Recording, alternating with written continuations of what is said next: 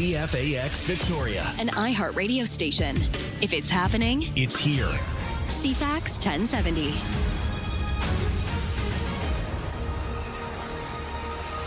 Good morning, 6 a.m. on Tuesday, July the 21st. Steve Young in for Ryan Price this week.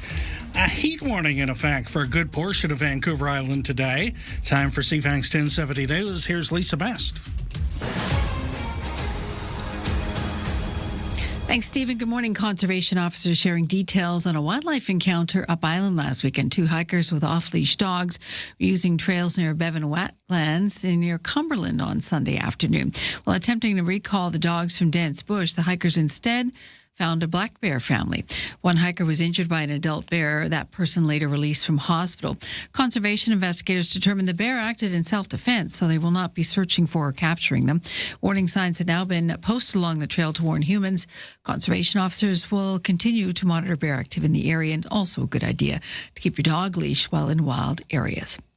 Steve's right. We're in for a yellow heat warning over the next few days. We got the temperature soaring to, if it's not reaching 30, will feel like 30 in parts of Vancouver Island, including Greater Victoria. Environment in Canada, Climate Change Canada, says the warning is in effect for a wide swath of east and inland Vancouver Island. The skirting area around by the ocean is not under the warning. Of course, the ocean acts like a big air conditioner for us, so keeping us a little cooler. On the BC wildfire update, 87 active fires currently this morning, 32 considered out of control province-wide. There's been 6 new starts in the last 24 hours, but none of those, luckily, on Vancouver Island to date. We're doing quite well with fires.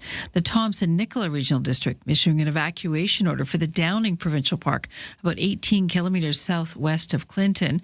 That order includes the park's campground. The same fire prompting the district to issue an alert for 38 addresses, meaning residents should be preparing to evacuate if necessary. The BC Wildfire Service also says the so-called Pear Lake wildfire is burning out of control. It's about 30 hectares in size right now.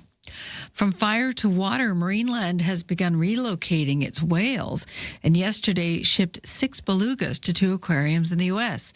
It's a complex process that close to Niagara Falls tourist attraction calls a major milestone that has taken months to sort out for them. Andrew Burns is Marineland's external legal counsel. He calls the move unprecedented. This has required the sudden and critical attention of all of the leading marine mammal aquariums on the planet, and a complex coordinated response involving dozens and dozens of people. Burns says that all 6 whales would travel on one plane on a flight expected to last an hour at the most, the first stop Chicago, then a longer jaunt to Texas. Ontario Premier Doug Ford says he's frustrated listening to Donald Trump's tariff threats to Canada over wildfire smoke. The American president recently told reporters that the fires are poisoning the air in the U.S., that maybe Canada should pay for damages or face more tariffs by the U.S. More to come on that in a moment. Ford calls the remarks a bunch of rubbish. Maybe President Trump would offer his closest allies and friends some support rather than sit there and threaten tariffs.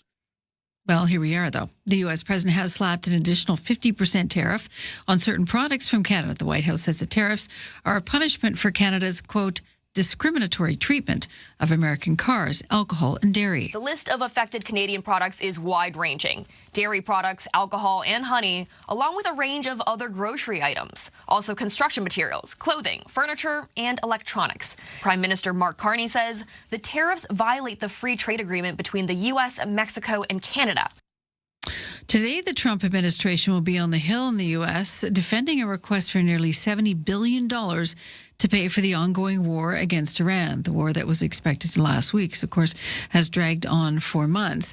Expected also to be asked about the fatalities in the war. The U.S. president issuing a warning to Iran following the deaths of 3 American service members over the weekend. Trump says every time Iran kills an American soldier, they will pay for that killing many times over. With traffic in the Strait of Hormuz already slowing to a crawl, cutting off the Red Sea could cause oil prices to spike even further, and gas prices now more than $4 a gallon as well.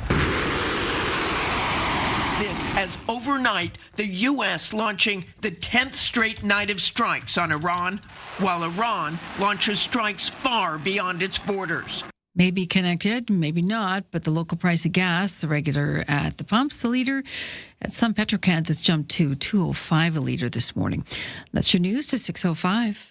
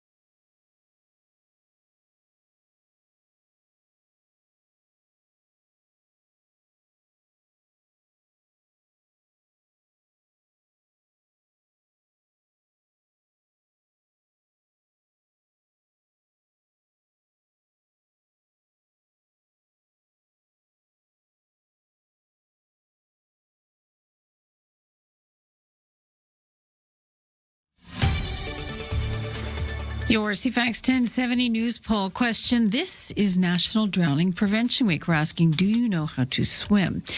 30% say yes, and they're a pro at it. 60% say they have some skill. 10% admit can't swim. You can vote at CFAX1070.com, also on the iHeartRadio app. I'm Lisa Best. Your news time is 6:06. Thank you, Lisa. Weather forecast for Greater Victoria for today. We have that heat warning for a good portion of the island, but not Victoria and anywhere real close to the water. But for the rest of you, it's going to get hot today. Clearing early this morning, then hazy.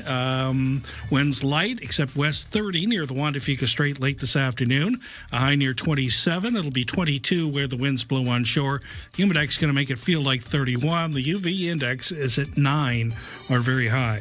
A few clouds tonight and hazy with a low near 15. Mainly sunny tomorrow. Hazy again with a high near 28.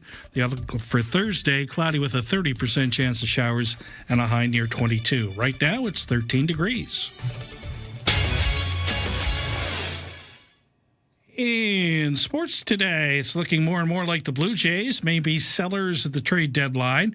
The Jays, who were dominant at home last season, lost another one at Skydome, 7-1 to Tampa Bay last night. They take on the Rays again this evening. Meanwhile, the Mariners blanked Cincinnati 8-0 in Seattle last night. The Victoria Harbor Cats opened a 3-game set with their brothers up the Malahat in Nanaimo tonight. That's a 6:35 first pitch in Nanaimo.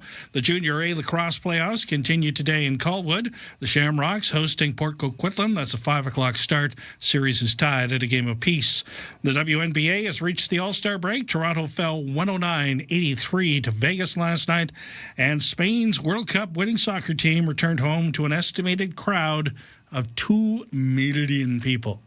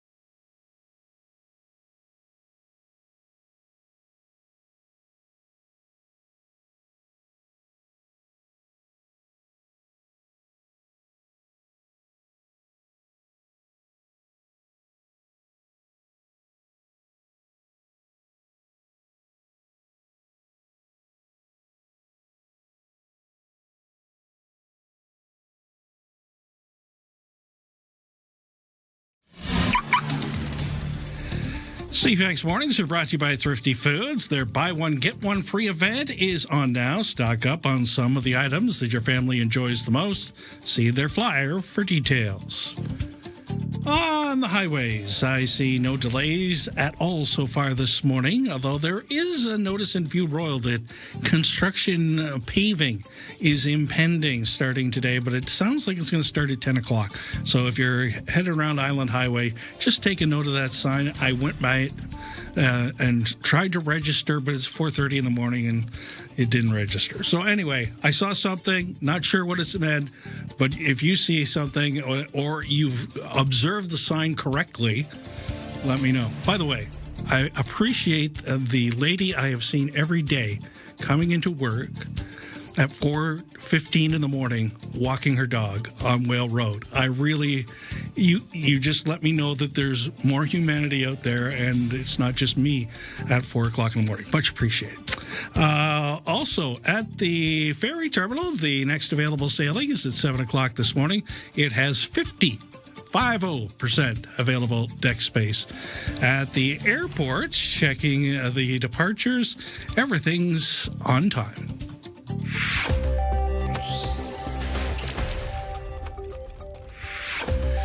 Here's your business and consumer news.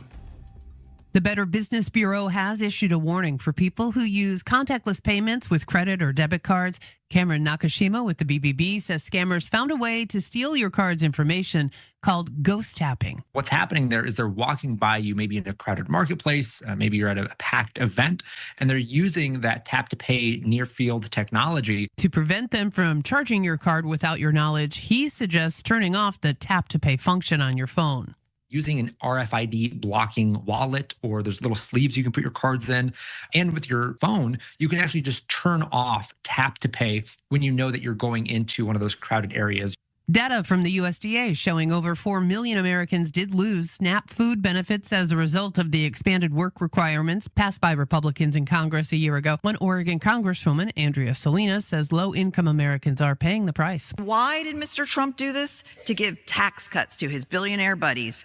While the cost of healthcare and groceries skyrocket, families are losing the support they need to put food on the dinner table and pay their bills. Some lawmakers say the requirement is for adults without children who have the ability to work. And Costco isn't just about the hot dog anymore. They've added a new item to their food court. More details from Mark Mayfield. The retail giant now offers chicken strips along with its other popular food court items. According to Costco, a single order includes 5 large chicken breast strips and a container of dipping sauce for $6.99. The item was tested in stores earlier this year and is now being served at Costco warehouses nationally. New York and New Jersey have some of the most expensive movie ticket prices. An analysis from CableTV.com shows the average movie ticket costs $16.30 across the nation, but New York has got that beat with the average ticket priced at $25.24. In New Jersey, you'll spend an average of $18.49 on a ticket. Meantime, Arizona still has the lowest average ticket price at $12.73. I'm Monica Nelson with your consumer and business news. Don't attempt your morning commute without us. Ryan and Lisa, mornings on CFAX 1070. 6:13 here on CFAX 1070. Steve and Lisa joining you today. A little bit of a heat morning out there. We do have a heat warning because we have 3 to 4 days of elevated heat across Vancouver Island. A wide swath just along the coastal areas is where we won't have it because the ocean obviously cools things off. But when you ride or drive from, say, James Bay or downtown, north or inland, you're going to notice the temperature creep up as you do that. Wildfire smoke situation, more noticeable this afternoon, like mid-afternoon around 2, and then it will probably taper off after that. But every day's a new day. So yeah, we have heat and we have that. It makes for a pretty sunset, but I did notice in the air yesterday there was that it's kind of like a wasabi feeling in your sinuses when the PM2.5 smoke starts to infiltrate our atmosphere. People with lung problems usually feel it first. So if you noticed, that's what that is. Yeah, just be careful out there. The hydration is a big deal. Yeah. Well, the staying warm. I always find here on the island, and you and I both come from Ontario. We live there anyway.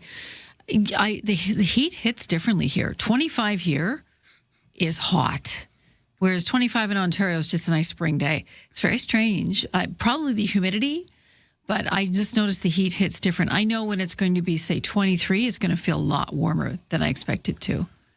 Yeah, and or maybe I've just weakened. I don't know. The one thing on the same vein is when it's humid. Mm-hmm.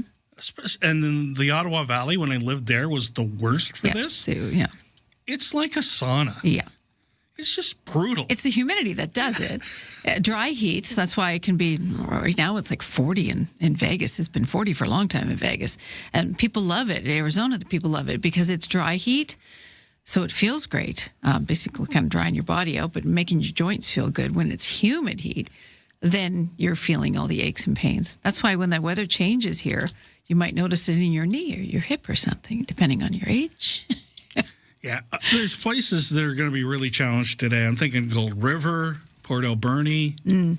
Port Alberni is historically, it's always been our hot spot. Yeah, so even though they're shooting a lot of the stuff for the town makeover. Yes. Oh, in that heat? But some of the pictures of what they're doing are really cool. Oh, awesome. So the one I like the most so far, because I'm following along, Port Alberni. Yeah. If you're watching us on CTV Vancouver Island, we do care. You're getting better looking every day. So we do care. They were doing some work, and it looked to me like it was down by the waterfront, like the main waterfront where the really good donut shop is and all that stuff. Mm-hmm. And they were doing the paint thing on the side of a steel building. Yeah. And nice. they were trying to see what it looked like. So they had a streak of one paint and a streak of another paint and a streak of... Oh, okay. And Brian and his wife are there trying to decide which looks the best. That's good. Go big or go home. I just think, like, the attention to detail is appreciated. Oh, 100%. And I kind of liked it. You're taking time. Yes. Taking time for the community. By the way, the paint will not have any problem drying today. Do you know they're high today? I'm guessing 35. You're close, 36. And tomorrow. And then Thursday and Friday are a little cooler at 29. That's Port Alberni. Nanaimo, 32 high today. Duncan, 32. You know what Port Alberni has going for it, though? What? Sprout Lake there. Right. You can jump in the lake. And they have so many little beautiful lakes and streams. Little nooks and crannies. And places you can just plop yourself in the water and say, But this is Knowing How to Swim Week. Right. National Safety on the Water Week. I put the puck in front and you picked it up. Right. So with that, I learned yesterday the difference between a life jacket and a personal flotation device. I did not know that. A personal flotation device just helps with buoyancy. Life jacket is going to keep your head out of the water. If you were to hit your head and pass out for some reason, it's going to turn you the right way so you continue breathing. It's always a nice thing. Absolutely. So, yeah, just be careful of whatever body lake you're deciding to jump into. And if it's the ocean, dip your toe and walk in slowly. Don't jump. And remember today, when somebody tells you to go jump in the lake, it's a compliment. 6:18 here on CFAX 1070. Here's Lisa with your news headlines. Yes, good morning. It's hot, and BC Hydro says power usage this week could hit highest levels even in the summer's warm temperatures persist across the province. The power utility says consumption this week could range from 8,200 to 8,800 megawatts, depending on how warm it actually gets. Environment Canada has also already issued those heat warnings into the Sunshine Coast, Whistler, of course, parts, a large swath of inland Vancouver Island, and the north central BC coast to highs reaching 33 degrees in some areas. But of course, as we just mentioned, Port Alberni is looking for a high of 36 today and tomorrow, and then 32 Thursday, Friday. So cooking all week. Current all-time peak summer usage of 8,600 megawatts was recorded last August, although BC Hydro says that remains well below peak usage levels in the wintertime. The union representing nurses in this province say the number of reported cases of intimidation and coercion from management has risen to more than 5,200 since the job action began earlier this month. The nurses union held a rally in front of the Kelowna General Hospital yesterday, calling for an end to the alleged intimidation tactics by the Regional Health Authority. A similar rally also took place last week in Prince George. This is immediate talks between the nurses and their employers are adjourned until later today. Employers have said that they're not directing employees to work outside of their roles and obligations, but of course, there is two sides to each story. And an effort to recall Vancouver Kilchena MLA Dallas Brody has failed. Elections BC says proponents of the recall campaign submitted just under 3,700 signatures, whereas they needed a threshold of more than 15,000. The provincial agency says it will take no further action on the petition now that it has failed to reach the needed number of signatures. That is your news to 6:20.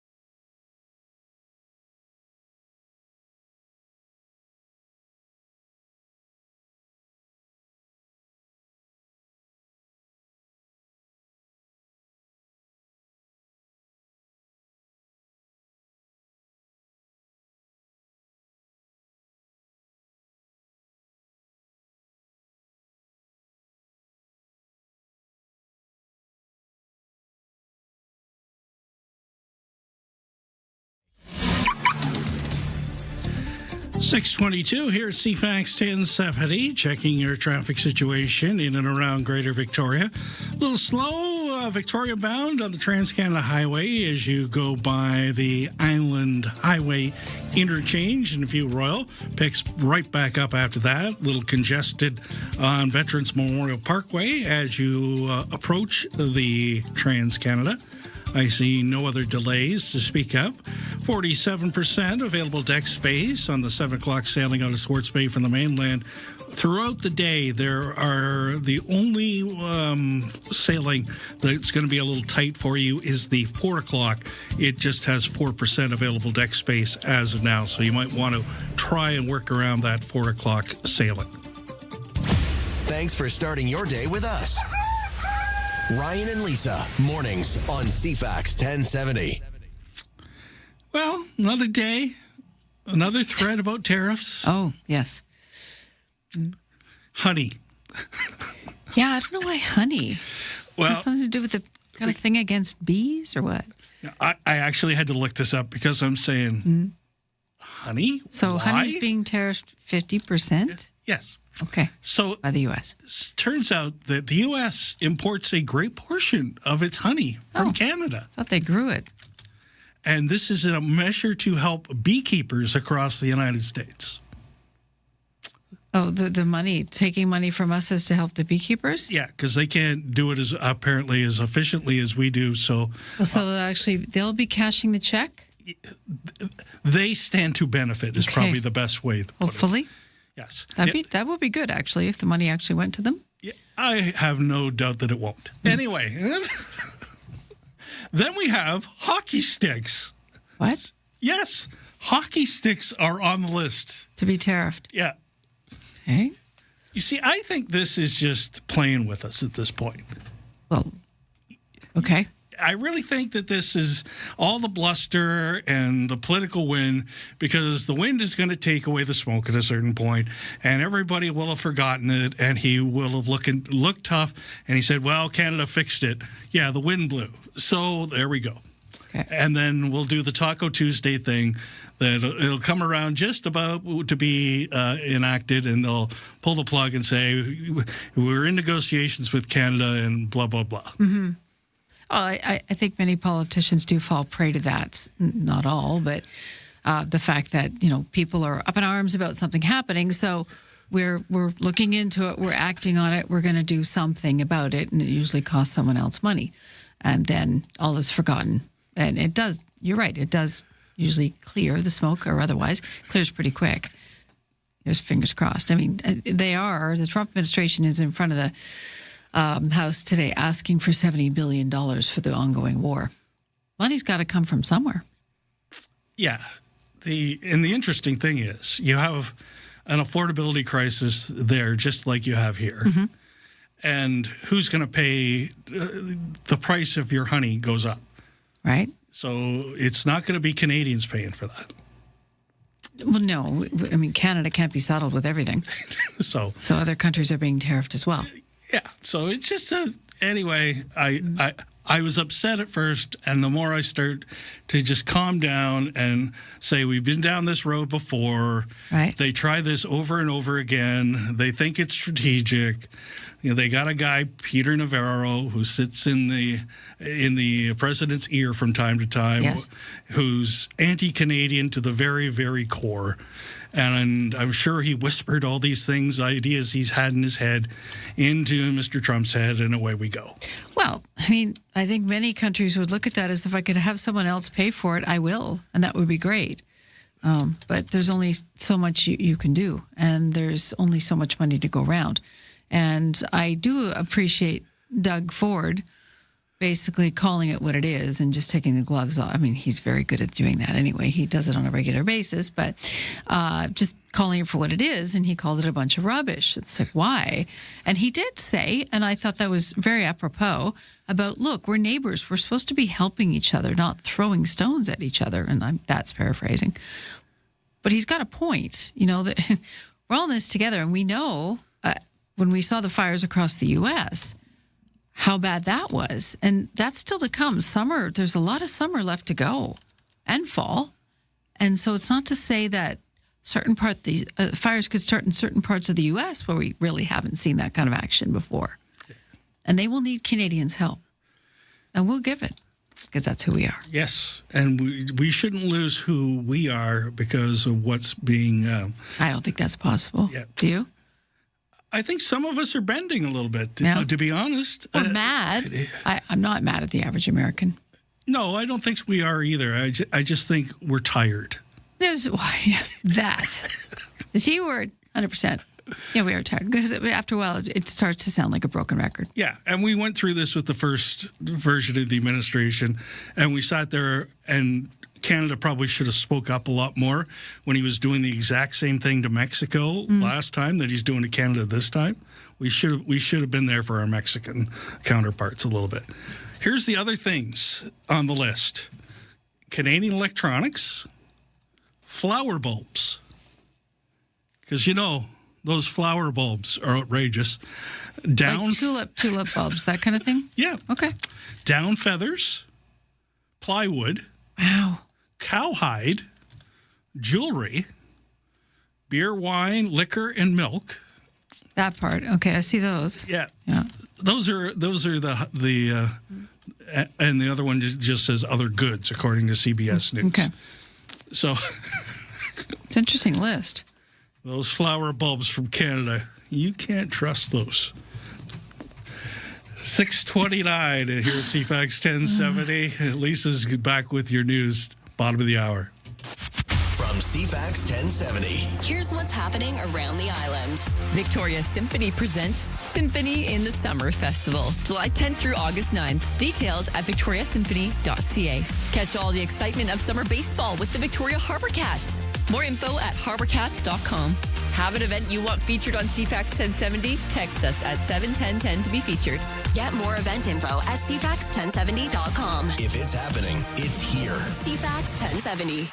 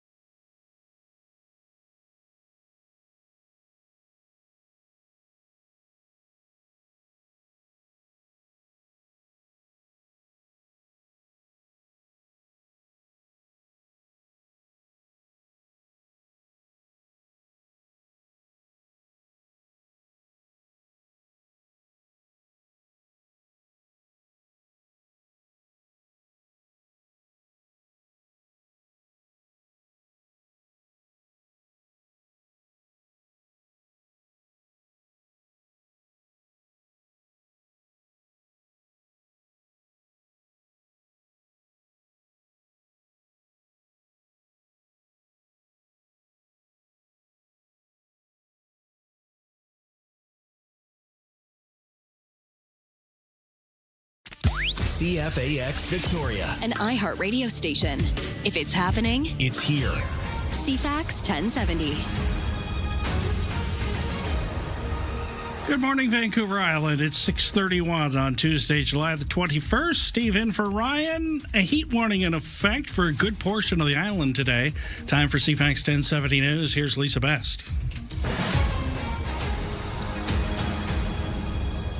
What exactly does that mean now? Yellow heat warning, east, inland Vancouver Island. It's just sort of the coastal areas that won't be affected, but Port Alberni expected to reach 36 Celsius today and tomorrow. Nanaimo, Duncan, 32. Victoria, 28 today and 27 tomorrow. So we are warm, and it could get warmer through the week. BC Hydro says the power usage this week could hit its highest levels ever for the summer as the warm temperatures persist. The power utility says consumption this week could range from 8,200 to 8,800 megawatts, depending on how warm it actually gets. Environment Canada also issuing that heat warnings into the Fraser Valley, Howe Sound, Sunshine Coast, Whistler, and the North and Central BC coast. The current all-time peak summer usage of 8,600 megawatts was recorded last August, although BC Hydro says well below peak usage levels continue throughout the winter months. Domestic trade and major infrastructure projects are expected to be high in the agenda. Canada's premiers are convening in Prince Edward Island today. The annual meeting of provincial and territorial leaders runs in Charlottetown until Wednesday, ahead of a Thursday meeting between the premiers and Prime Minister Mark Carney. Trade barriers and major projects are expected to be a big focus as leaders look for ways to shield Canada's economy from global instability. Dalhousie University political scientist Laurie Turnbull says Carney has struck major project deals with large provinces, and these meetings may be a chance for premiers from smaller jurisdictions to push the PM for similar support. Karen Rebo, The Canadian Press. The federal government says it's referring the Robert Banks Terminal 2 expansion to the Major Projects Office for potential fast-tracking. The expansion would see the container volumes increase dramatically, and the BC city of Delta, where it's located, has a long-standing concern over port-based crime. The city tapped former RCMP Commissioner Peter German to produce a report on port policing in 2023. He says the issue raised in that report remains unresolved. I don't think anything has changed that would cause me to alter the recommendations, which really was concern for contraband coming in and going out, the lack of port police, and limited security clearances considering the number of employees. So the various issues that we highlighted, I suspect they are still there. Delta Mayor George Harvey says ports elsewhere in the world have adopted technologies that scan container traffic without slowing down operations, but Canada's ports have not kept pace with that. Ottawa widely expecting to announce today it will join a next-generation fighter jet program currently run by the UK, Japan, and Italy. Canada is expected to join the International Fighter Jet program as an observer, gaining access to sensitive information without becoming a full participant. Defense Minister David McGuinty will announce the move today in the United Kingdom. The partnership between Britain, Italy, and Japan aims to replace Japan's F-2 jets and Eurofighter Typhoons. Experts say questions remain about whether Canada could eventually join and under what terms. Meanwhile, Ottawa's review of its F-35 purchase continues after more than a year amid ongoing trade tensions with the United States. David Augustine, The Canadian Press. And whales taking flight. Marineland is relocating whales, shipping 6 belugas to aquariums in the U.S. in what the park calls a major milestone in a complex process that's been months in the making.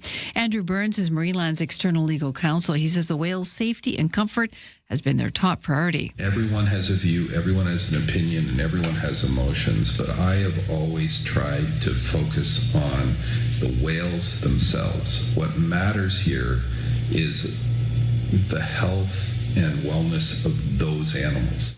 This after the closed Niagara Falls tourist attraction became an international headline. The officials there had threatened to euthanize all the belugas if they didn't receive emergency funds from Ottawa. That's your news at 6:35.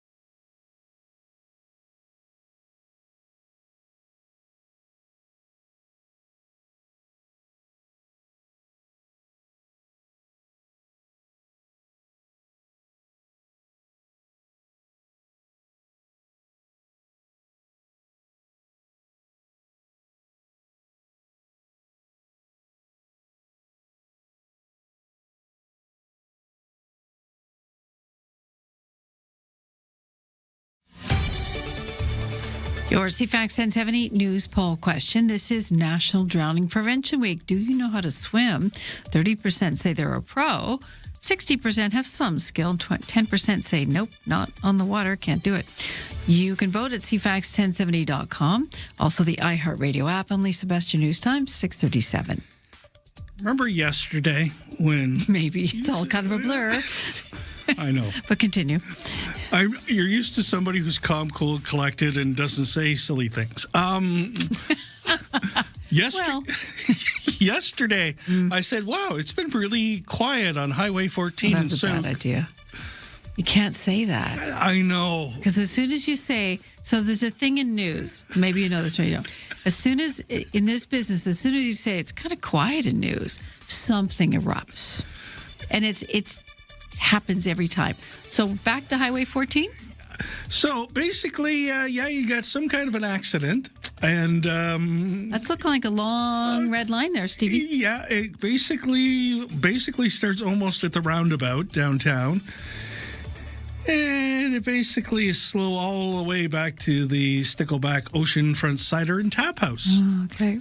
So if you're heading in from Souk this morning and wondering, Steve, what's going on? It looks like there is an accident and it is backing things up significantly. And as we all know, there's really not a good alternate route to get around it. You got the Souk River, is something you got to get over. It's just... So we had a listener saying it's at Sunny Shores. Is that right?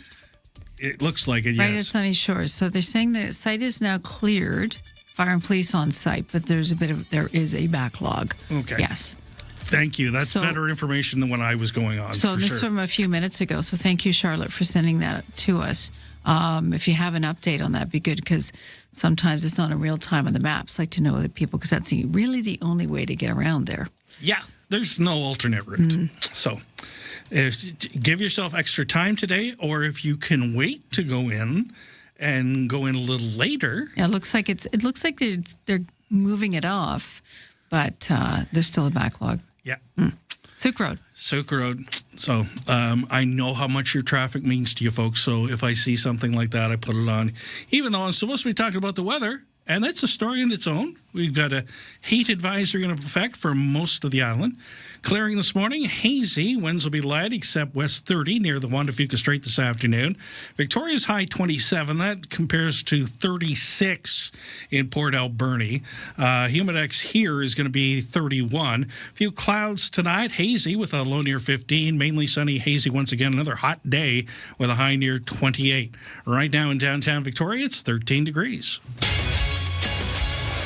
In sports, Blue Jays lost again last night. It's not going well, folks.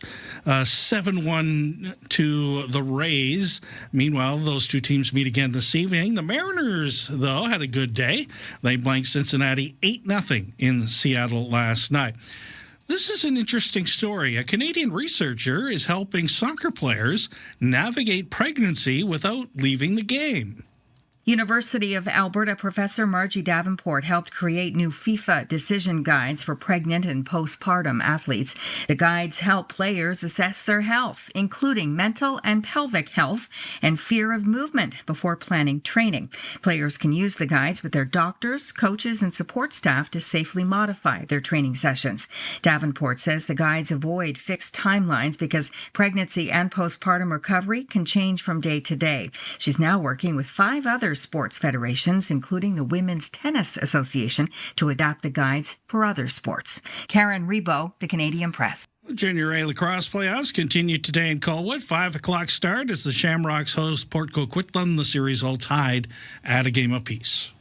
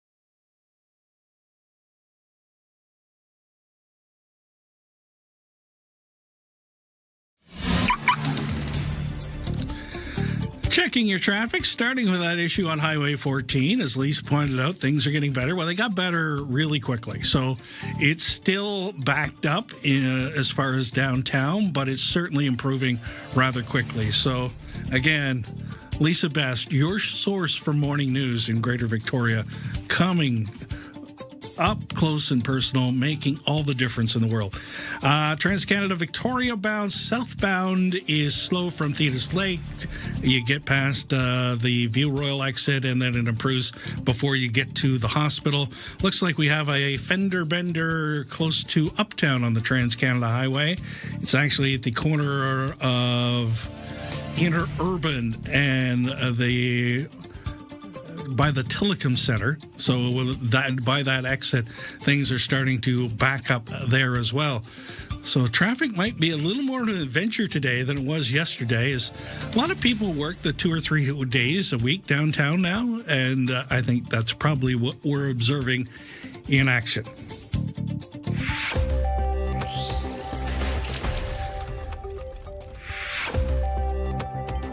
Here's what happened in the business world yesterday. Bay Street started the week with a bit of a down day. Toronto's S&P TSX lost 304 points, closing at 34,960. In New York, the Dow Jones Industrial Average didn't fare any better, dropping 307 points, while the Nasdaq dipped 12. Asian markets were mostly in the green this morning, with Japan's Nikkei performing best and finishing up 2,091 points. The Hang Seng in Hong Kong, however, slipped into the red by the end of the day, down 11. Canada's premiers are meeting in PEI today under the shadow of new Trump tariffs. It is expected that beyond that, they will also be discussing interprovincial trade barriers and major projects. Candice Lang, the head of Canada's Chamber of Commerce, is calling the latest tariffs from the U.S. a regrettable escalation. And Ottawa is widely expected to announce today that it'll join a next-generation fighter jet program that's run by the U.K., Japan, and Italy. And a quick check of the loonie shows it's trading at 71.09 cents U.S. From the Canadian Press Business Desk, I'm Rob Westgate. In the kitchen, in the car, and at the office. Ryan and Lisa, mornings on CFAX 1070. Take us with you. Listen live on the free iHeartRadio app. Have you been following along with Jimothy? No. I'm sorry. You said that, and I got a visual. This raccoon is the funniest thing. What happened? So I've got a two-parter with Jimothy. Okay, if you don't know this, we could catch up here. Yes. Help us along. Well, Mark Mayfield has 2 reports on this. Okay. So here's the first one. We're going to introduce you to Jimothy first, okay?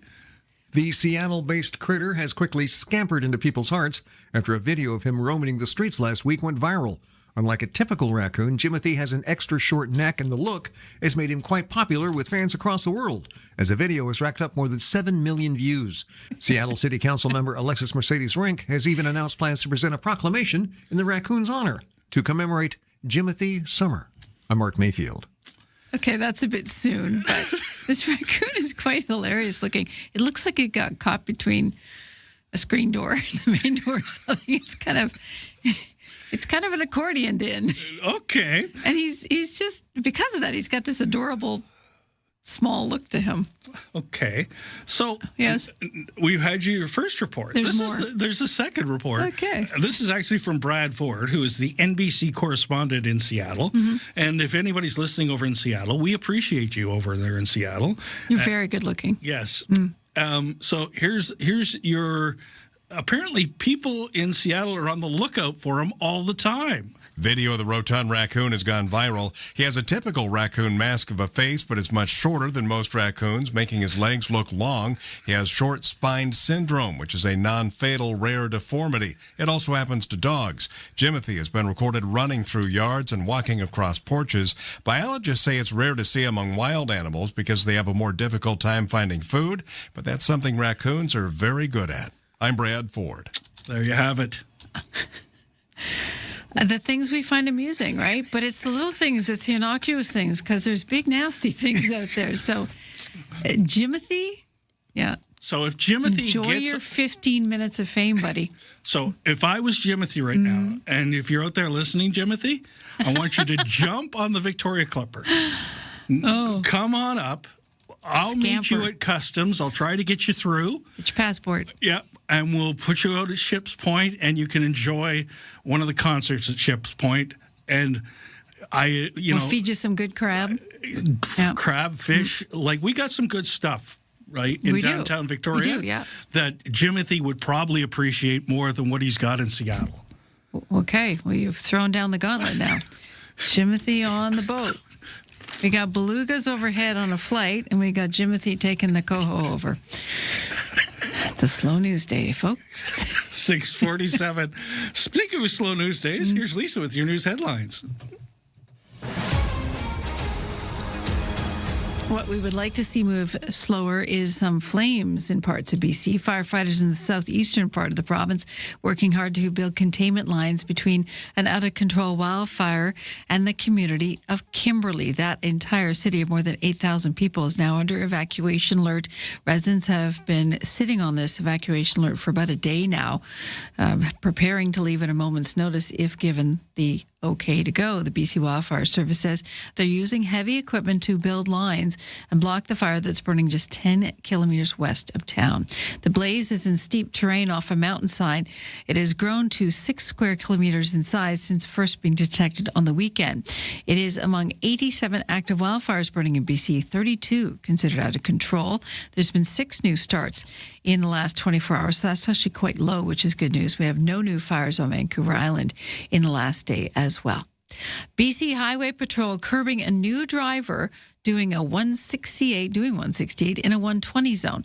It was on the Coquihalla earlier this month. The officer stopped the new Honda Pilot on July 11th. The driver, a 21-year-old Williams Lake woman, only had a learner's license, and there was 5 people on board. $368 excessive speed fine, coupled with the cost of the tow truck, 7-day impound, and at least 3 years of high-risk driver premiums, bringing her total bill close to $2,500. And have you seen that new photo that's circulating? It's an old photo, actually, of the FIFA World Cup. Topps Trading Card says that photo of Argentina's Lionel Messi holding Spain's Lamine Yamal as an infant will be issued as a one-of-one Stadium Club card. Messi was photographed with Yamal as part of the photo shoot for UNICEF while he was playing years ago in Barcelona. The current Inter Miami star met the now 19-year-old future face of soccer in Sunday's World Cup final. This photo's crazy. The baby's having a bath, and mom is in the shot too. These photos, you got to check it out. But a trading card, why not? More money for soccer. That's your news to 6:50. From CFAX 1070. Here's what's happening around the island. Victoria Symphony presents Symphony in the Summer Festival, July 10th through August 9th. Details at victoriasymphony.ca. Catch all the excitement of summer baseball with the Victoria Harbour Cats. More info at harbourcats.com. Have an event you want featured on CFAX 1070? Text us at 71010 to be featured. Get more event info at CFAX1070.com. If it's happening, it's here. CFAX 1070.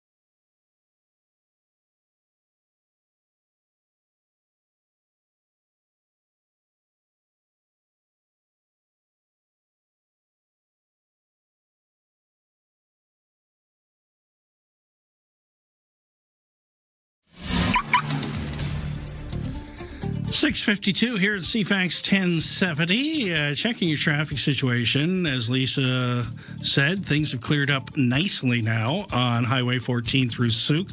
You'd never know there was an accident earlier on, so that's great news. It's a little congestion as you get to West Shore Parkway on Highway 14. I'm guessing that's the residue. All the people that had to stop earlier now got to the West Shore Parkway approximately the same time, and I think that'll clear up on its own rather quickly. We also have the Trans-Canada getting slower after that little fender bender we mentioned earlier. So Trans-Canada starts to get slow just before you get to Thetis Lake Park, Victoria bound. Continues slow until you basically get past almost to the hospital, and then it clears up before you get to the hospital, and then we have that fender bender. It looks like it's not affecting traffic too much right now on the Trans-Canada. It seems to be affecting Tillicum Road actually more than it is the Trans-Canada, but there is an accident there, and you're also seeing some residual through the Saanich Core. A little busy as you get towards Finlayson in particular. At the ferry terminal, the next available sailings at 7 o'clock, 43% available deck space. Ryan and Lisa. Mornings on CFAX 1070. Remember, you have us in the palm of your hand. For listeners on the go, listen live on the free iHeartRadio app.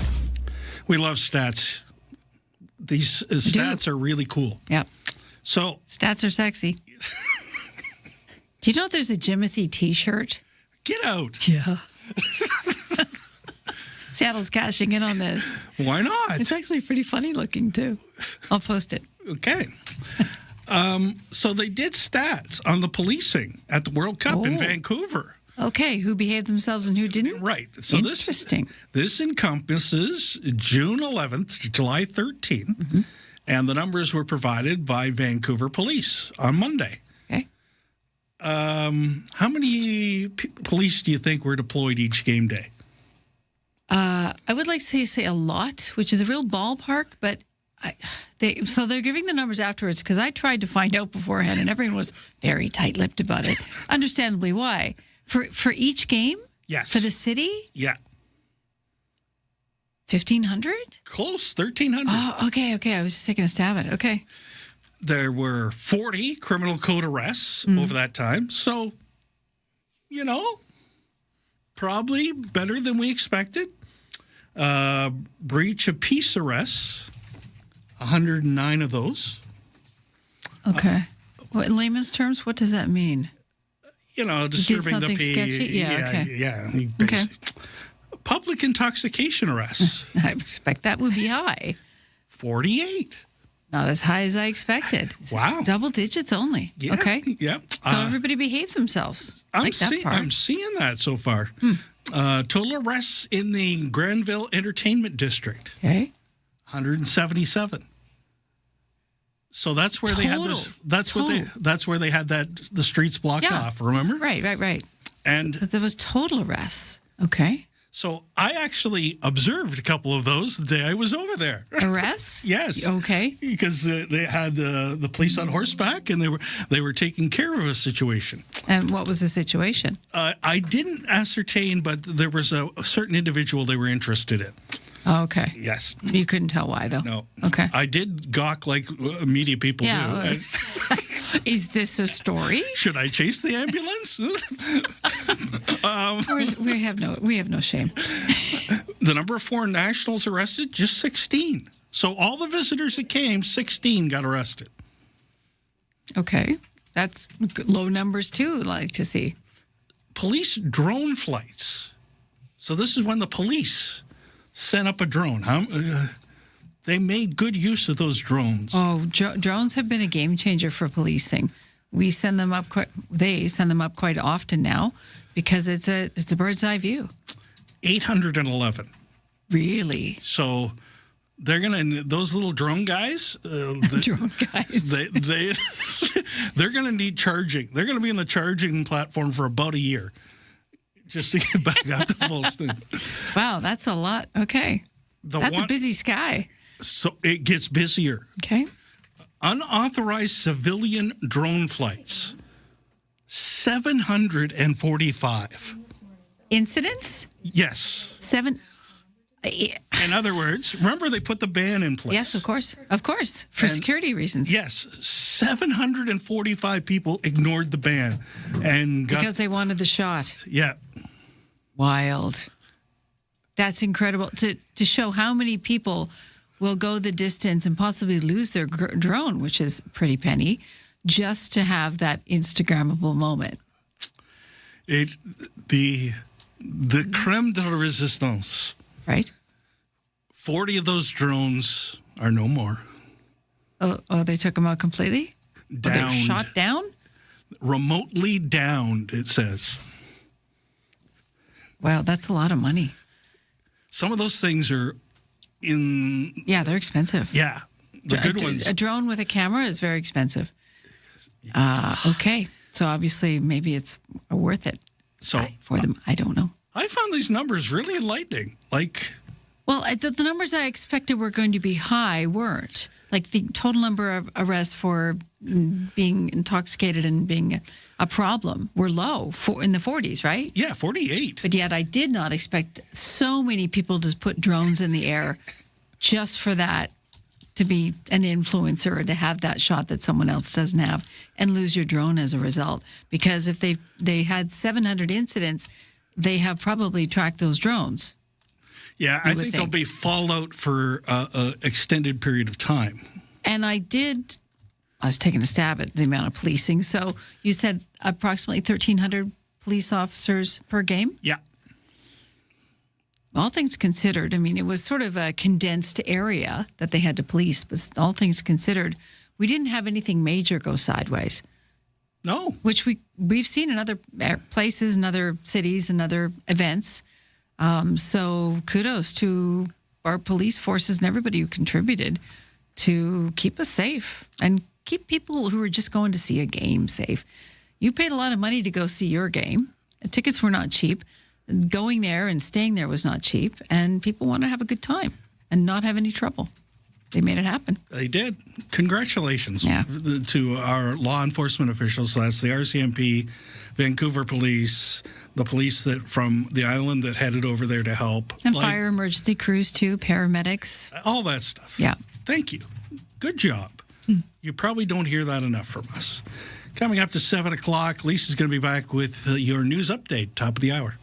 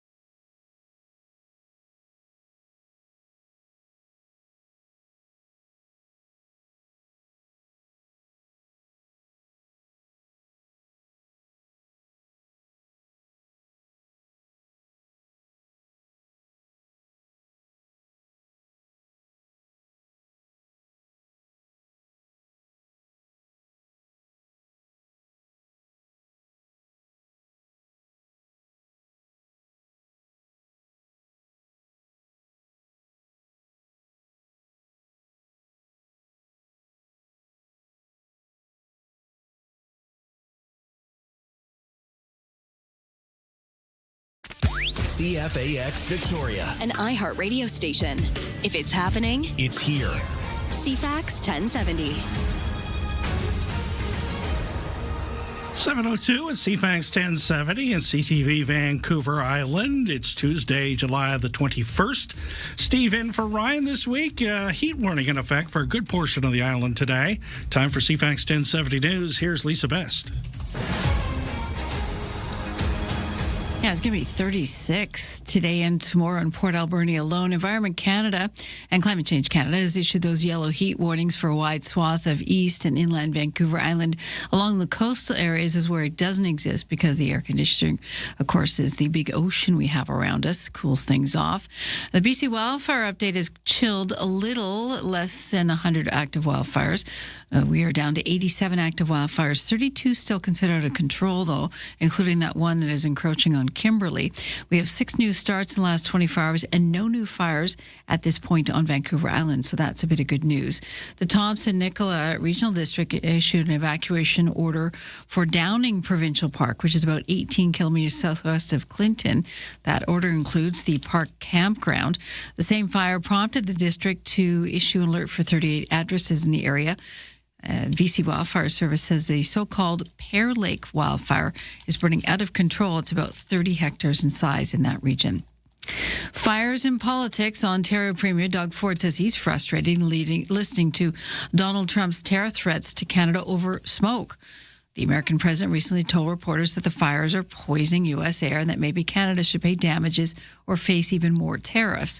Ford calls the remark, quote, a bunch of rubbish. Maybe President Trump would offer his closest allies and friends some support rather than sit there and threaten tariffs. Ford pointed out that Times of Canada sent help to the U.S. in the aftermath of Hurricane Helene in 2024, and of course helped out during last year's wildfires in California that took down parts of Palisades. Now, the U.S. president again at it, slapping an additional 50% tariff on very specific goods and products made in Canada. The president now reigniting his trade war with one of America's largest trading partners. Now, the White House says these are meant as punishment in response to Canada's retaliatory tariffs on American products like cars and alcohol. A senior administration official saying this is meant to hold Canada accountable. So these tit-for-tat tariffs continue, but these new Trump tariffs won't go into effect for another 30 days. This as the U.S. president issues a warning to Iran following the death of 3 American service members over the weekend.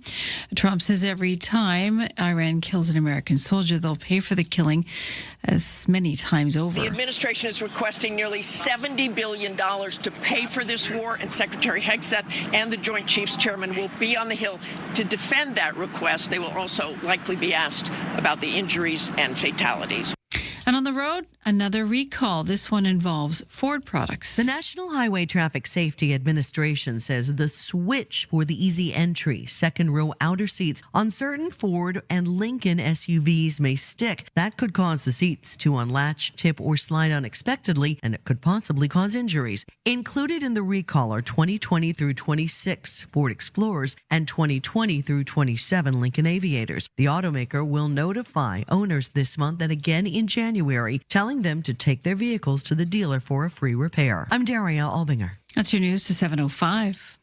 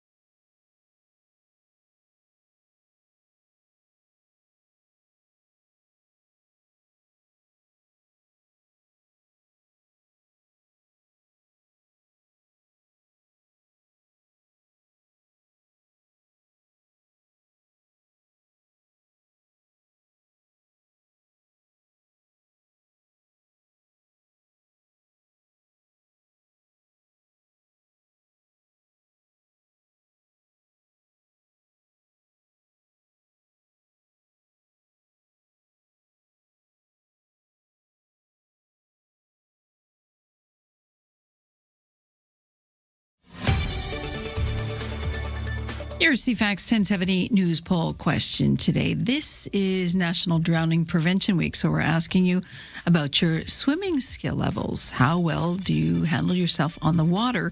30% say they're a pro. in the waves. 61% have some skill. 9% say they can't swim. You can vote at CFAX1070.com. Also on the iHeartRadio app. I'm Lisa Best, your news time, 7:07. CFAX Mornings are brought to you by Thrifty Foods. Their buy one, get one free event is on sale now. Stock up on some of the items your family enjoys the most. See their flyer for details. Your weather forecast for Greater Victoria, clearing early this morning. It's going to be hazy out there. Humidex going to make it feel like 31 here in Victoria. Up Island, especially Port Alberni and Nanaimo, it's going to feel a lot hotter than that. The actual regular temperature getting up into the 30s, mid-30s. A few clouds tonight and hazy, a low near 15. Mainly sunny tomorrow. Hazy once again, a high near 28. Cloudy with a 30% chance of showers on Thursday with a high near 22. Right now in downtown Victoria, it's sitting at 14 degrees. The Blue Jays lose again. Remember last year? They were so good at home. Well, not this year. 7-1 the final from Skydome last night. Tampa Bay winning it. They'll take on the Rays again this evening. The Mariners will take on the Reds again tonight in Seattle. Seattle blanking Cincinnati 8-0 last night. Harbor Cats open a 3-game set with their brothers up the Malahat in Nanaimo tonight. That's a 6:35 first pitch. The Junior A Lacrosse playoffs continue today in Colwood. The Shamrocks hosting Port Coquitlam. That's a 5 o'clock start. The series tied at a game apiece. The NBA has reached the All-Star break. Toronto fell 109-83 to Vegas last night, and Spain's World Cup winning soccer team returned home. The crowd to greet them, a mere 2 million people or so.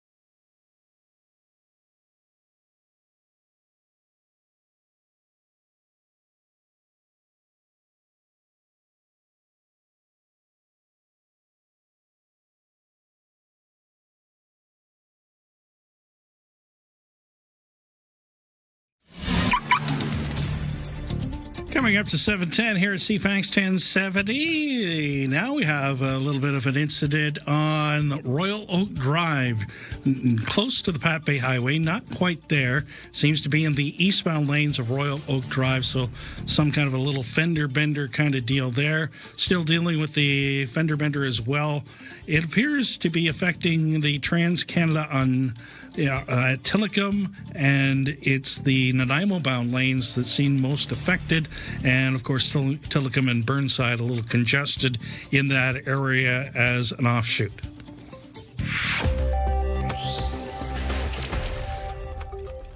On the markets, TSX up 95 points at 35,055. Dow Jones up 77 at 51,916. NASDAQ up 195 at 25,703. And the Canadian dollar down 7 basis points at 71 cents U.S. Ryan and Lisa, mornings on CFAX 1070. Oversleepers, catch all the highlights on the latest audio podcast at CFAX1070.com and on the free iHeartRadio app. Have you ever thought, Lisa, about what you would do when you turn 105? It's my long game, but no. See, if I was 105... Yeah. First of all, I couldn't believe that would happen. Right? It's kind of like when you're young and you say, I'm 4 3/4, or I'm this and that. When you get to that age, it becomes bragging rights again. In the middle, we try to ignore it and go, oh, I'm 30-something, or I'm 40-something, or I'm 50-ish. But then when we get older, we do that again. And at 105, you're like, I'm 105 in 3 days. Because you're just so excited to be here, the same way a child is. So I bring this up because there's a story. Shocker. Steve does go down deep into the weeds to find this We stuff. like weeds. Bring on the weeds. So if I had my sanity and all those things, I'd just be If looking you were for, lucid, yeah. I'd be looking for an angel food cake. That's about it. Something soft you could chew. Exactly. That you can eat. There's different styles of eating for things like angel food cakes. Of course. But this guy turned 105 in Rochester, New York over the weekend. Mm-hmm. And you're never too old to live out your dreams, even when those dreams involve jumping out of a plane. A 105-year-old Navy veteran in the Rochester, New York area ticked an item off his bucket list over the weekend, skydiving out of a plane. Spurgeon Butch Carlson did a tandem jump Sunday afternoon for his birthday. Last year, for his 104th, he did his first horseback ride with his 99-year-old brother. Well, his name is Butch, okay? So I got to give him props for that. I think he knows Chuck Norris. I mean, at this age, I don't bounce, but at 105, you just don't bounce. And so horseback riding last year with his 99-year-old brother. Correct. Yeah, I'm still unpacking this, obviously, but good for Butch. Right? You're only as old as you feel. I mean, sometimes I feel 105, but most days feel younger. Don't you feel younger most days than you actually are when you get to a certain age? I've made a point of trying not to act my age. Well, that's one of my goals in life I've set for myself. We just stay immature. Yes. This is why little things amuse me still. Well, because I don't act my age. But that's looking at the world with eyes of wonder, right? If you can keep your sense of curiosity about you, you keep young. You have to stay curious about the world. And I have relatives in their 90s that will attest to that. Have faith and stay curious. A friend of mine's father turned 96 on Sunday. He wanted a pizza.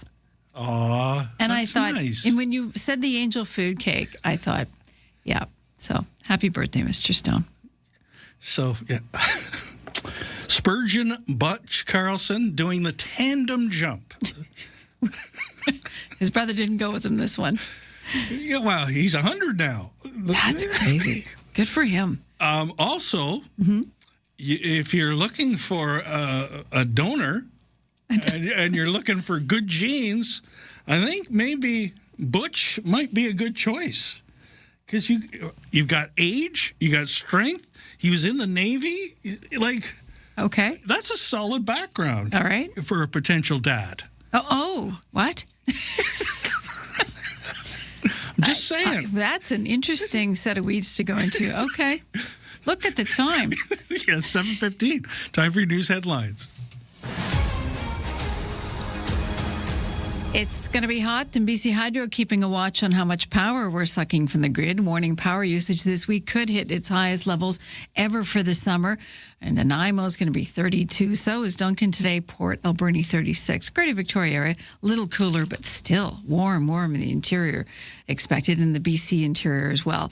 The utility says consumption this week could range between 8,200 and 8,800 megawatts. Environment Canada already issued those heat warnings into Thursday for many areas. Even Whistler is under that heat warning. The highs reaching 33 Celsius, 36 Celsius in some communities.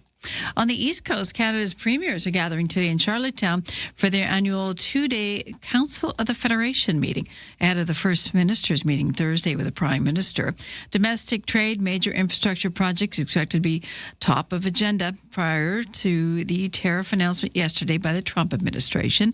7 premiers said they were keen to strengthen Canada's position on the global economic stage. The U.S. president announcing now he's slapping a 50% tariff on a broad range of Canadian goods, everything from honey to hockey sticks, as punishment for what the White House calls Canada's retaliatory and discriminatory treatment of U.S. alcohol, auto, and dairy products. And in northeastern BC, a new orchard could play a key role for First Nations-led efforts to reclaim industrial sites across the region. The native plant orchard near Fort St. John was unveiled last week by the Blueberry First Nations, which says the garden will eventually produce 1.7 million seedlings, which can be sold to industry partners and used to restore a healthy forest system. Chief Sherry Dominic says the garden grew out of an agreement 3 years ago with the province after a court found BC had infringed on local treaty rights through industrial development.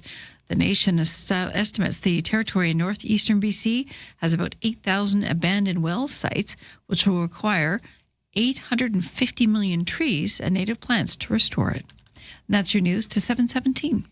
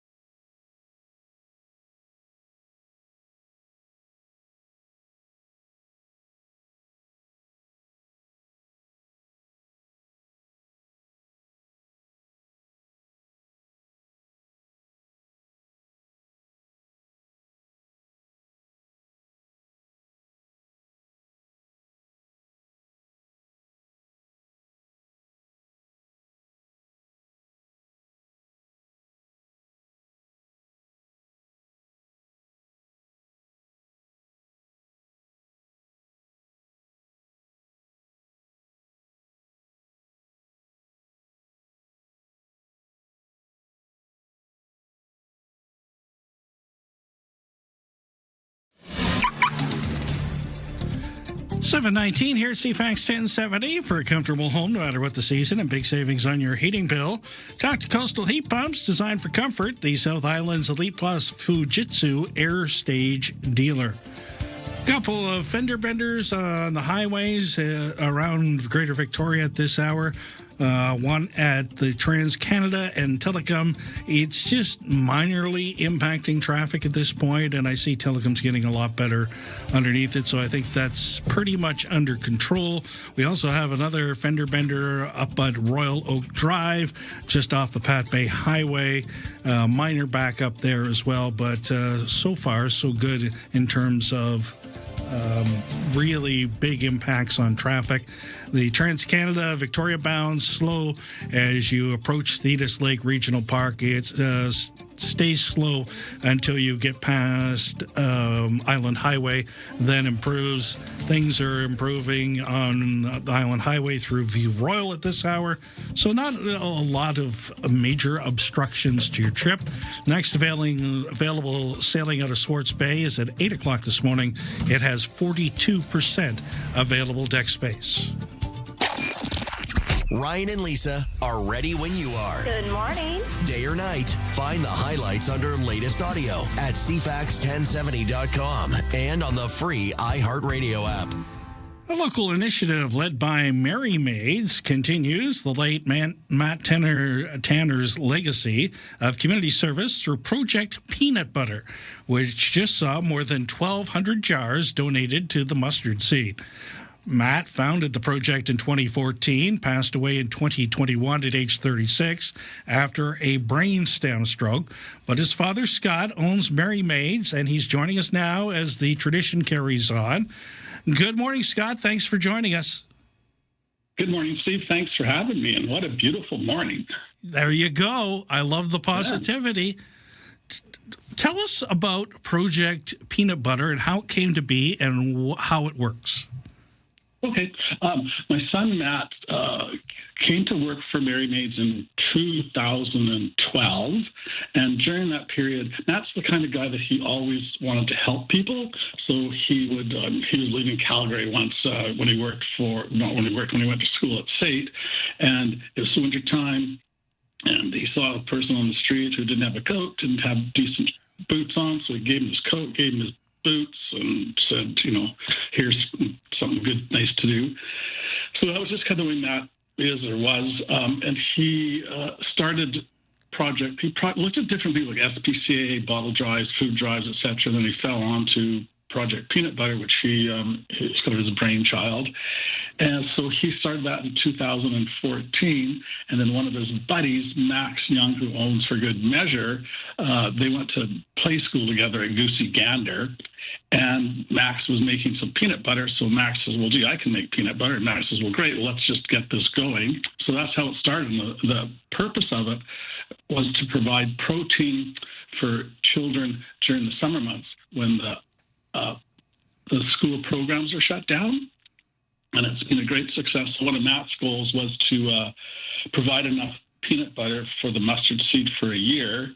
And our record was in 2022, we raised over $22,000 and 3,000 jars of peanut butter. So we're just trying to keep Matt's legacy alive and give back to our community that's been so great to us. This is actually a great story that shows that one person, and in this case your son, and now that you are continuing on along with his brother, can make a difference. Yeah, absolutely. And I think the cool part of this is it's really easy to play. It's not like we're saying, give us thousands of dollars. Just give us a couple of jars of peanut butter. Now, if you had thousands of dollars, please go on Mary Mead's website, go to the bottom of the first page, and there's a peanut butter heart on the bottom of the page where you can donate. And it starts off at like $5. So we're not looking for a whole bunch of money, but if you got some, give us some. Thank you. It must be kind of, I don't want to get too down into, personal stuff, but to see your son's legacy continue even after he's no longer with us. Yeah, it's one of those ones that it's difficult to do. I'll bet. Yeah, it's difficult to do, but it's a great. It's difficult emotionally, but it's good for you emotionally too. Matter of fact, today would have been Matt's birthday. He would have been 42. Wow! So it brings him alive, and it's just fabulous. It's a great way to remember Matt, and also a great way to serve her community. Wow, that is the ultimate tribute, and I'm a little choked up too, just hearing you talk about it, because I think we all have heard the story of there's nothing worse on a parent than having to bury their child. And there's nothing been worse from my personal thing than having to say goodbye to my dad. So I think we all can empathize with you, and we appreciate the way you've channeled this into something very, very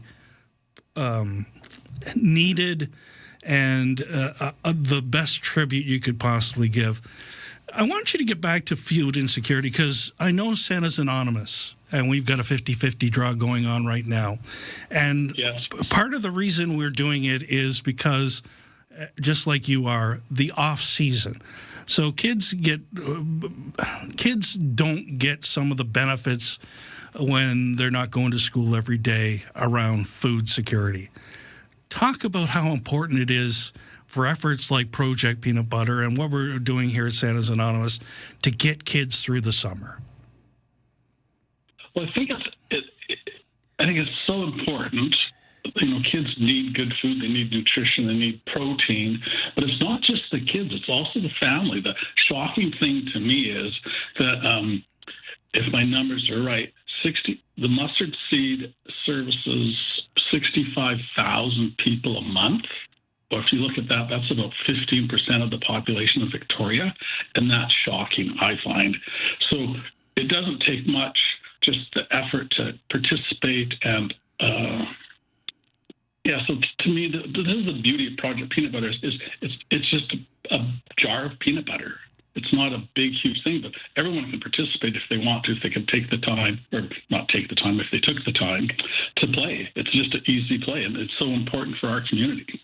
If people are hearing about this project for the first time and saying, I want to help Matt, I want to help the mustard seed, I've got a jar of peanut butter ready to go, what can they do with it? Well, they can drop it off at Max's stores. He has two stores, one on Niagara Street and one in Cadboro Bay, for good measure. And also, Ian Stone has been a long-term sponsor at Uplands Golf Course. He's the pro there, and he has Ian Stone Golf Shop. Also, could drop it off at the Mustard Seed on Queen Street, or on Oak Bay Avenue and Chamberlain Streets, where his Mary Maid's office is. Or also, as I said earlier, just go on the webpage, marymaidsvictoria.com, and at the bottom of the first page, there's a heart. You can make a financial donation there. I want to thank you for, first of all, being brave enough to talk about this on the radio in a very public way. And thank you for your efforts. And thank you for your son. He made a difference in his community, and that's the finest tribute anybody could have. Have a great day. Thank you, Steve, and thank you for including us on your program. Very much appreciated. Project Peanut Butter. This summer, 3 of Vancouver Island's biggest voices are coming together to make a real difference. Get your tickets now for the Kids Count Mega Summer 50-50. Brought to you by 107.3 Virgin Radio, CFAX 1070, and CTV. In support of CFAX Santa's Anonymous all-new Kids Count program, supporting children beyond Christmas. The Mega Summer 50-50. Your chance to win big while giving back. Buy your tickets today at CFAX1070.com. Gaming event license 174660.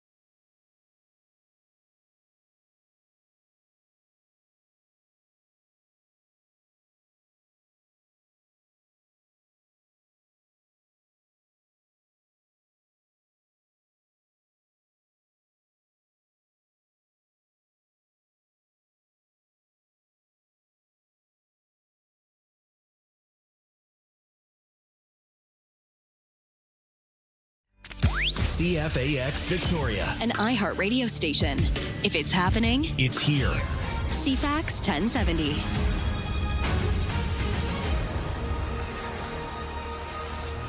Good morning. If you're watching on CTV Vancouver Island or listening on CFAX 1070, 7:30 on Tuesday, July the 21st. There's a heat warning in effect for a good portion of the island today. Time for CFAX 1070 News. Here's Lisa Best.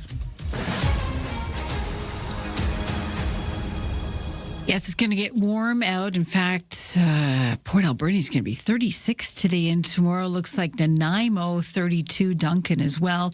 A little chillier, as we call it, in Greater Victoria. Victoria expected to be 27, 28 today. So, yes, warm everywhere with that yellow heat warning now extended throughout the next 3 to 4 days.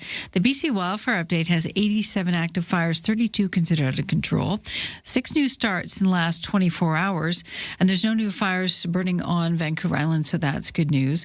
We do have smoke infiltrating our air again. It looks like around the 2 o'clock hour is when it may be thickest.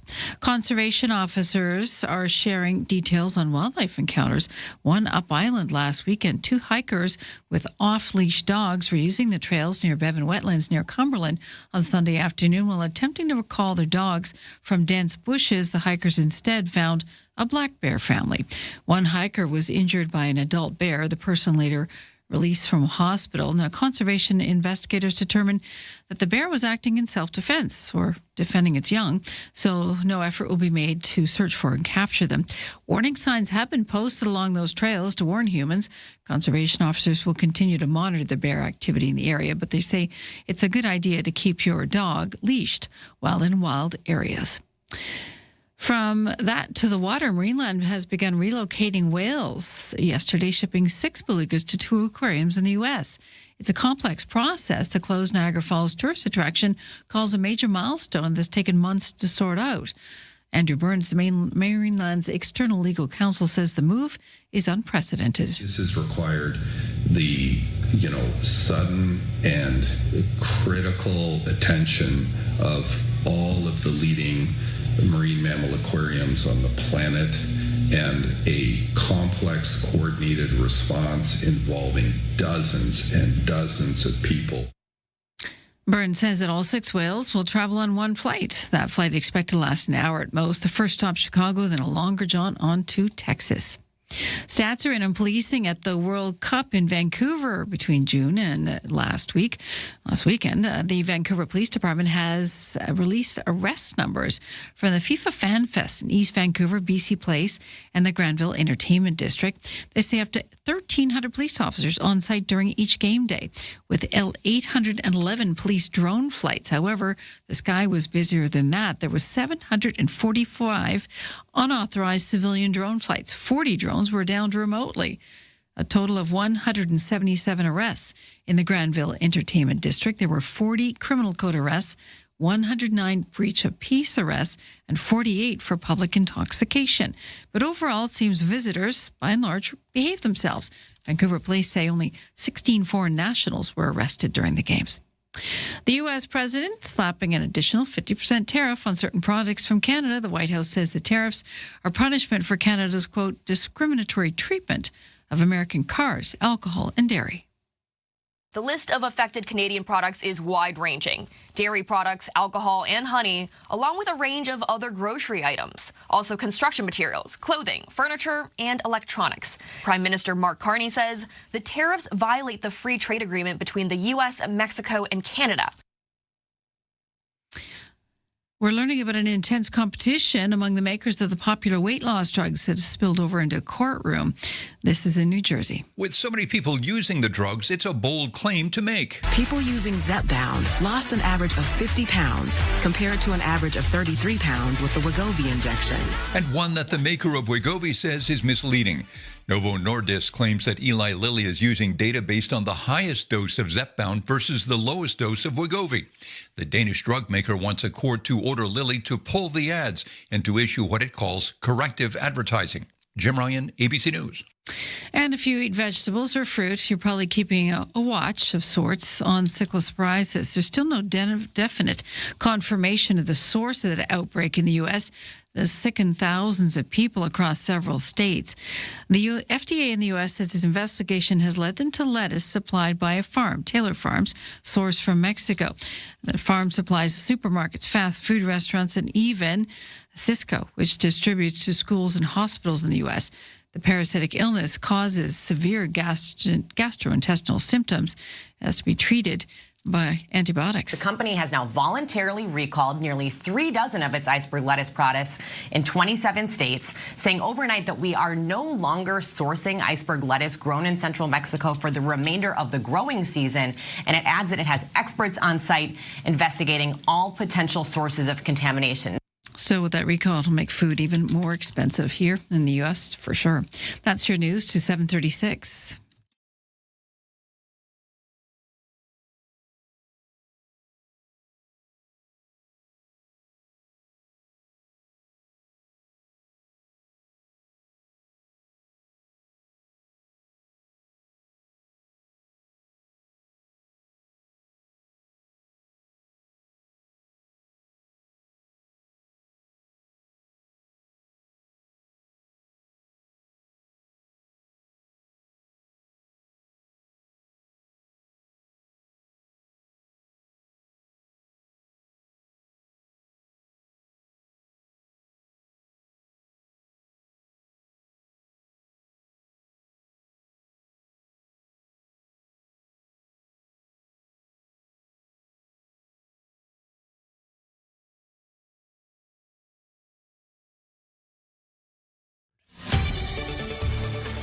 Your CFAX 1070 news poll question this morning. We're asking, since this is National Drowning Prevention Week, do you know how to swim? 30% say, yes, they're a pro on the water. 61% have some skill, maybe dog paddle, and 9% cannot swim. You can vote at CFAX1070.com, also on the iHeartRadio app. Lisa Best, your news time, 7:37. Thank you, Lisa. I thought we'd do a little different weather. This is the weather forecast for Port Alberni for today. Mainly sunny, hazy with a high near 36. The humidex, 39. The UV index 9 are very high. Few clouds tonight and hazy, low down to 13. Tomorrow, a mix of sun and cloud, hazy with a high near 36. The humidex down a grade to 38. And the outlook for Thursday, a mix of sun and cloud and a high near 29. Right now in Port Alberni, it's 14 degrees. Checking your sports. Well, we got some local sports of significance tonight. The Junior A lacrosse playoffs continue in Colwood. The Junior A Shamrocks hosting POCO. That's short for Port Coquitlam. I like that, POCO.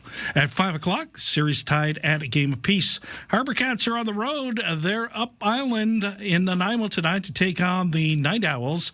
That's a 6:35 first pitch. And if you've never been to that stadium in Nanaimo, very, very nice. Classy, even. A really nice little baseball stadium. A Canadian researcher helping soccer players navigate pregnancy without leaving the game. University of Alberta professor Margie Davenport helped create new FIFA decision guides for pregnant and postpartum athletes. The guides help players assess their health, including mental and pelvic health and fear of movement before planning training. Players can use the guides with their doctors, coaches, and support staff to safely modify their training sessions. Davenport says the guides avoid fixed timelines because pregnancy and postpartum recovery can change from day to day. She's now working with 5 other sports federations, including the Women's Tennis Association, to adapt the guides for other sports. Karen Rebo, The Canadian Press. And that's sports.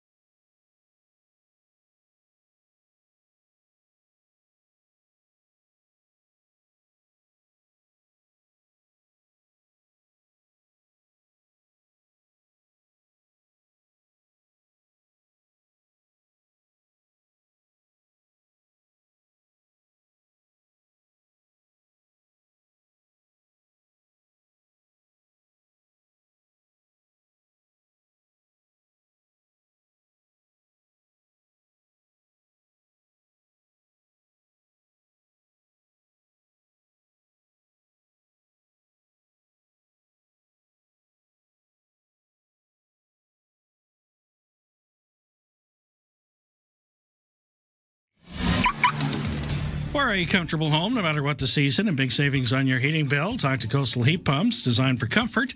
The South Island's Elite Plus Fujitsu Air Stage dealer. Checking the ferry terminal, the next available sailing out of Sports Bays at 8 o'clock this morning. It has 38% available deck space. The one you're going to be squeezed on is the 4 o'clock sailing out of Sports Bay for the mainland. It just has 4% available. All the rest of the sailings are in pretty good shape at this hour. On the highways, we've had a couple of minor collisions in Victoria. It looks like they've been able to, well, it's still a little slow going. Telecom by the Trans-Canada there, where we had that incident earlier. And looking at how it's impacting Telecom, yeah, it's still a minor delay on Telecom and a minor delay on the Trans-Canada as you get to Telecom.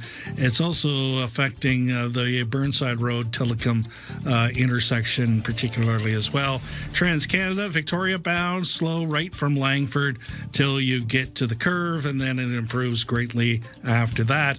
Up at Royal Oak, checking the traffic situation there. That fender bender seems to have been moved, and things are starting to flow nicely up there.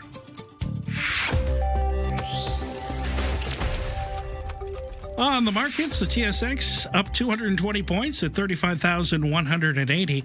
The Dow Jones up 311 at 52,150.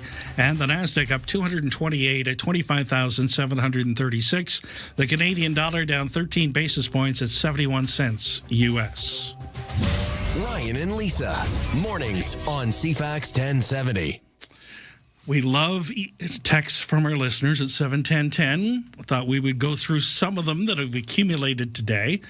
Hats off to Lisa. LOL, look at the time. That was Steve going off on one of his tangents at 7:15 and Lisa saving it. Have a wonder-filled day. With regards to our 105-year-old sky jumper. Yes.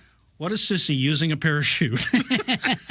Well, at that age, you're kind of thinking, maybe. I don't know. I've never been 105, so.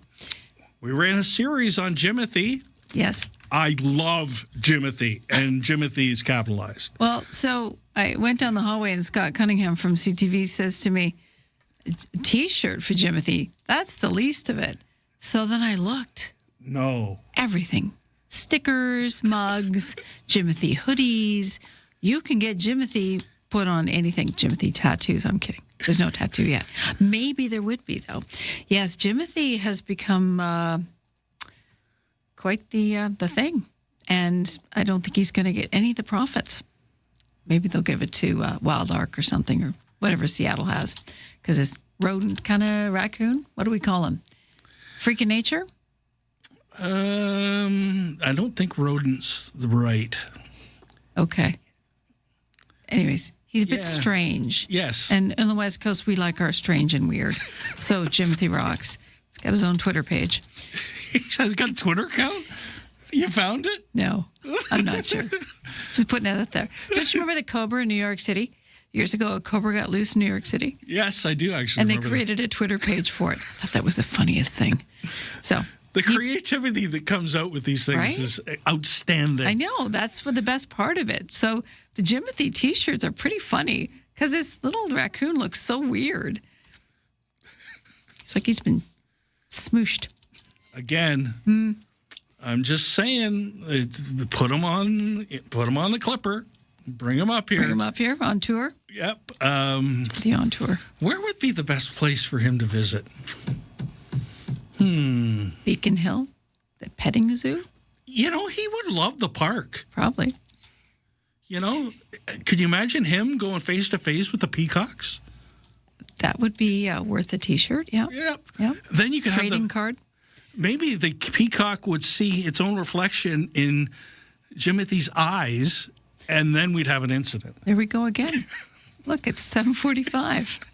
Here's Lisa with your news headlines. Got a wedding to go to this year. I'm already hearing it around the office. RSVPing to a wedding can quickly become a budget of its own, from bachelor or bachelorette parties, destination weddings, outfits, travel, the wedding gift. BMO was asking in a recent poll, what's costing you? Wedding stress is a big thing. 40% of Canadians say attending weddings for friends and family is a major source of financial stress. On average, wedding guests can expect to spend $1,530 just to attend the nuptials. $577 put aside for travel and accommodations, clothing and attire. $466 food and drinks, $381. The gift itself, $370, and other out-of-pocket expenses were over $400. 49% of millennials were most stressed by the cost, followed by Gen Xers, Gen Zs, and Boomers. That 30% didn't care so much because they've been down that wedding road before. A union representing the nurses here in this province says the number of reported cases of intimidation and coercion from management has risen to more than 5,200 since job action started earlier this month. The BC Nurses Union held a rally in front of Kelowna General yesterday, calling for an end to alleged intimidation tactics by the Regional Health Authority. A similar rally took place last week in Prince George, as immediate talks between the nurses and their employers are adjourned until later today. Employers have said they are not directing employees to perform work outside of their roles and obligations. And BC Hydro says the power usage this week could be peaking, highest levels ever in the summer as warm temperatures persist. The power utility says consumption this week could range from 82 to 8,800 megawatts, depending how warm it actually gets. Here on the island, we're looking at Port Alberni to hit 36 today and tomorrow. Environment Canada also issuing heat warnings for a vast swath of Vancouver Island, Sunshine Coast, even Whistler's under this. The current all-time peak summer usage, 8,600 megawatts. That was recorded last August. That's your news to 747. Where the noise stops and the conversation begins. Hey, it's Friday. Welcome to the Graham Richardson Show. The stories that shaped your week aren't just headlines. They are the moments we live through and the decisions that change what comes next. Let's take a closer look at that together. It's national conversations. From major policy shifts to the fun, unexpected trends and friends everyone will be talking about. It is intelligent, unpredictable, and completely Canadian. Stay informed. Stay ahead. The Graham Richardson Show. Friday morning at 9 a.m. right here on CFAX 1070.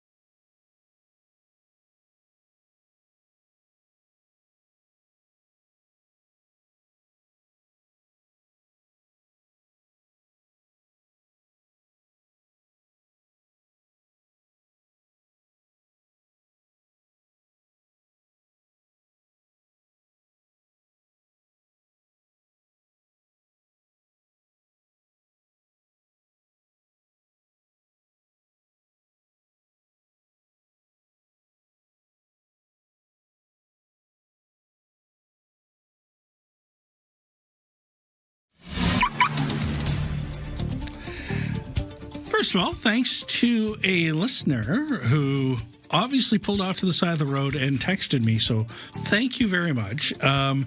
Just drove through Tillicum and the Trans-Canada Highway. No delays, really. So that's good news. However, on the Trans-Canada Victoria bound, it is backed up right from Mill Hill Regional Park all the way to the curve. Then it improves a whole bunch. Things a little congested in the downtown core, especially around Finlayson and Douglas. And all those problems on Royal Oak have been solved. Traffic's a little busy on the Pat Bay Highway in certain sections, especially around Elk Beaver Lake Regional Park in particular. At the ferry terminal, the next available sailing out of Swartz Bay comes up at 8 o'clock. It has 28% available deck space, and the sailing after that at 9 o'clock has 35%. And departures at the airport, everything on time except for one Air Canada flight. It's only running about 10 minutes late. That's Air Canada 1900 to Toronto, scheduled to take off at 12:05, now delayed till 12:15. The best way to start an island morning. Ryan and Lisa on CFAX 1070. Joining us now on the line, a familiar voice here on CFAX 1070. You can hear him with Josh and Jade weekly as well. And, of course, we are talking about political science instructor at Camosun College, Dan Reeve. Good morning, Dan. Thanks for joining us. Good morning, Steve. Good to be here. Well, you know, I wish it was under better circumstances. I'm not going to lie. Yeah. I feel like I've heard this before, but go ahead. So I wanted to take a little different tact with this because, so yesterday I listened to an interview done with the Republican candidate for governor in Michigan. His name's John James, and right now he's a congressperson, and he wants to be governor because it's kind of a wide open governor's race in Michigan. So he was on WJR Detroit, and he did about a 10-minute interview about the smoke and all this stuff and Canada's sovereignty, and if you're a real serious country, you got to take care of your smoke, all that stuff. Yeah. And I'm just wondering, I don't think this is about smoke as a thing, so it's about other stuff. Why do we? Why has politics kind of lowered it down to let's just throw stuff out there and divert attention and do all that stuff instead of governing countries? Yeah, so not to belabor the pun, but it's so clearly a smoke screen. This is a major tariff threat. Like, if this were to go through, and this is, part of the kind of laughter in my voice is we've seen these threats so many times from Trump that it's on the one hand, it's a terrifying threat. The extension of 50% tariffs is a real serious issue. On the other hand, is this just gesturing, posturing? And what is the like? There's very little economic logic that you can construe from it, other than this is like the bully walking into the room and throwing someone against the locker. If that even is going to work, but the idea that this is how we conduct politics, and a couple of the premiers noted it yesterday, the United States has been losing friends in the last 18 months at a record rate. And this is what it does to one of its last long-term friends, is basically threaten it again. One wonders why, who is in Trump's ear, who's putting this message that right now, and we're months away from the midterm. The next political theater is the midterm elections where that governor is running, and that's at the beginning of November. So where is the timing for this theater? It's truly a mystery. Yeah, and it goes to another level. So I'm such a political geek. I'm going to confess I did this. So I went and found the bill that Senator Moreno from Ohio is putting forward to take us to task. And one of the clauses in it basically says we're going to sanction people that are part of the firefighting infrastructure in Canada because they're not doing a good enough job. So they can't come into the U.S. And we're talking about people like somebody that would work for the BC Wildfire Service would be affected by this. So, and to me, why I thought that was so amazing that we've gotten down to that level is if you had another fire in California, the people that would go down to help you deal with it couldn't get across the border because you've got this bill in place. It shows you, in other times, the United States and Canada have been willing to help each other out as good neighbors would in times of crisis. If they were really that upset about the forest fires, they're preeminently the ones they're most interested in, the ones that are in Ontario, but there are forest fires, of course, across the whole country right now, is they would help. As opposed to blame, as opposed to make it this great theater, they would offer real assistance. But instead, Trump has used this as a weaponization of complaints.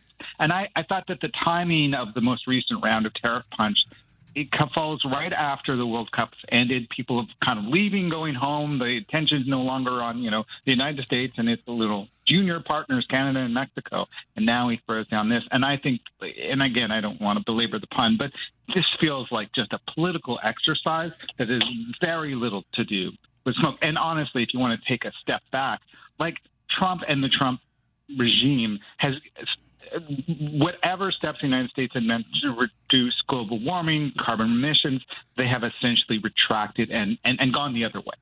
And so forest fires, not to get too distracted by this, their increase in the last 40 years is pretty clearly, like the number of intense forest fires across Canada is clearly on the up, and that was predicted long ago around what would happen with global warming, and the Trump regime has nothing to say about that. The other interesting thing I noticed today, because remember the first time we got these tariff threats under the Trudeau administration, the markets went a little blitzo over them, right? Like the TSX and everything like that. Right now, the TSX is up 231 points. Okay, and I know facts shouldn't get in the way of politics, but sometimes they do. Right. Or markets. Our markets have figured it out that this. Like the back and forth on the markets that used to happen every time one of these threats was issued does not happen anymore. Yeah. I think that there's, like so many Canadians, I think there's a fatigue with this behavior. Markets like security, markets like consistency, they like rule-based systems where they can figure out what the rules are and then work within them. I mean, that's the ideal anyway. And this idea that with Trump, like the rules around the CUSMA agreement, the rules around trade, these are all being tossed out. And I think that the markets are just exhausted by these continuous threats, and the TACO syndrome makes this giant threat, this overwhelming threat, and then inevitably retreats from it. You'll notice that the language of the threats is 30 days out. And I think it leads us to, like, what do we do next? What does Canada do next in terms of what do they really want out of this, if they want anything, and how do we respond in a way that's best for Canada? Thanks for joining us again and breaking this down. I wish we had better things to talk about than this, but that's the way, as Mr. Carney says, the world is the way it is, not the way we wish it is. Thanks, Dan. Yeah, you're very welcome, and thanks for bringing me on. Dan Reeves from Camosun College.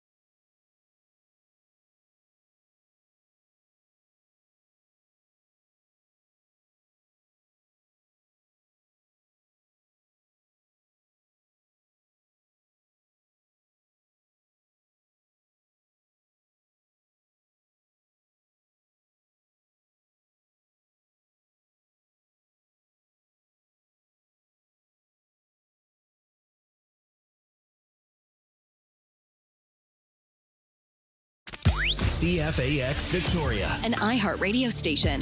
If it's happening, it's here. CFAX 1070.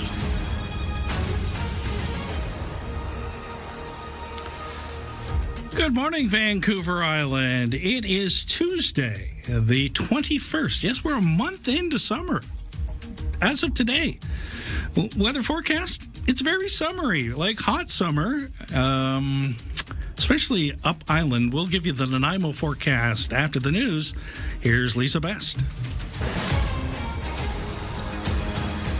Thanks, Stephen. Good morning. Nanaimo RCMP have a 21-year-old man in custody in connection with a murder investigation last fall. RCMP say 65-year-old Sherry Shelley was reported missing on November 14th. She was later found dead. The BC Prosecution Service has approved charges of second-degree murder and indignity to human remains against Cameron Compton. Compton currently is in custody. He's to make a court appearance today. Environment Canada and Environment Canada Climate Change has issued a yellow heat warning for a wide swath of east and inland Vancouver Island. Port Alberni alone expected to reach 36 Celsius today and tomorrow, feeling much warmer with the humidity close to 40. Nanaimo, Duncan 32 today, Victoria 27 and 28 tomorrow. Environment Canada issuing heat warnings lasting into Thursday for other areas too, including the Sunshine Coast, Howe Sound, even Whistler. BC Hydro says peak power usage this week could hit its highest levels for the summer.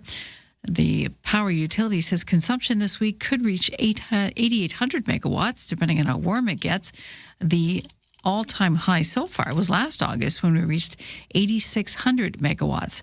Across the province, the BC wildfire update, 87 fires, 32 considered out of control, 6 new starts in the last 24 hours.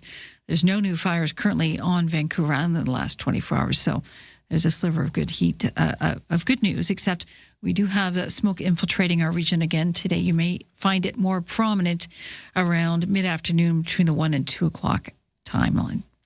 Canadian Premier is convening in Prince Edward Island today. Domestic trade, major infrastructure projects, and of course, this new spate of tariffs will be high on the agenda. The annual meeting of provincial and territorial leaders runs in Charlottetown until Wednesday, ahead of a Thursday meeting between the premiers and Prime Minister Mark Carney.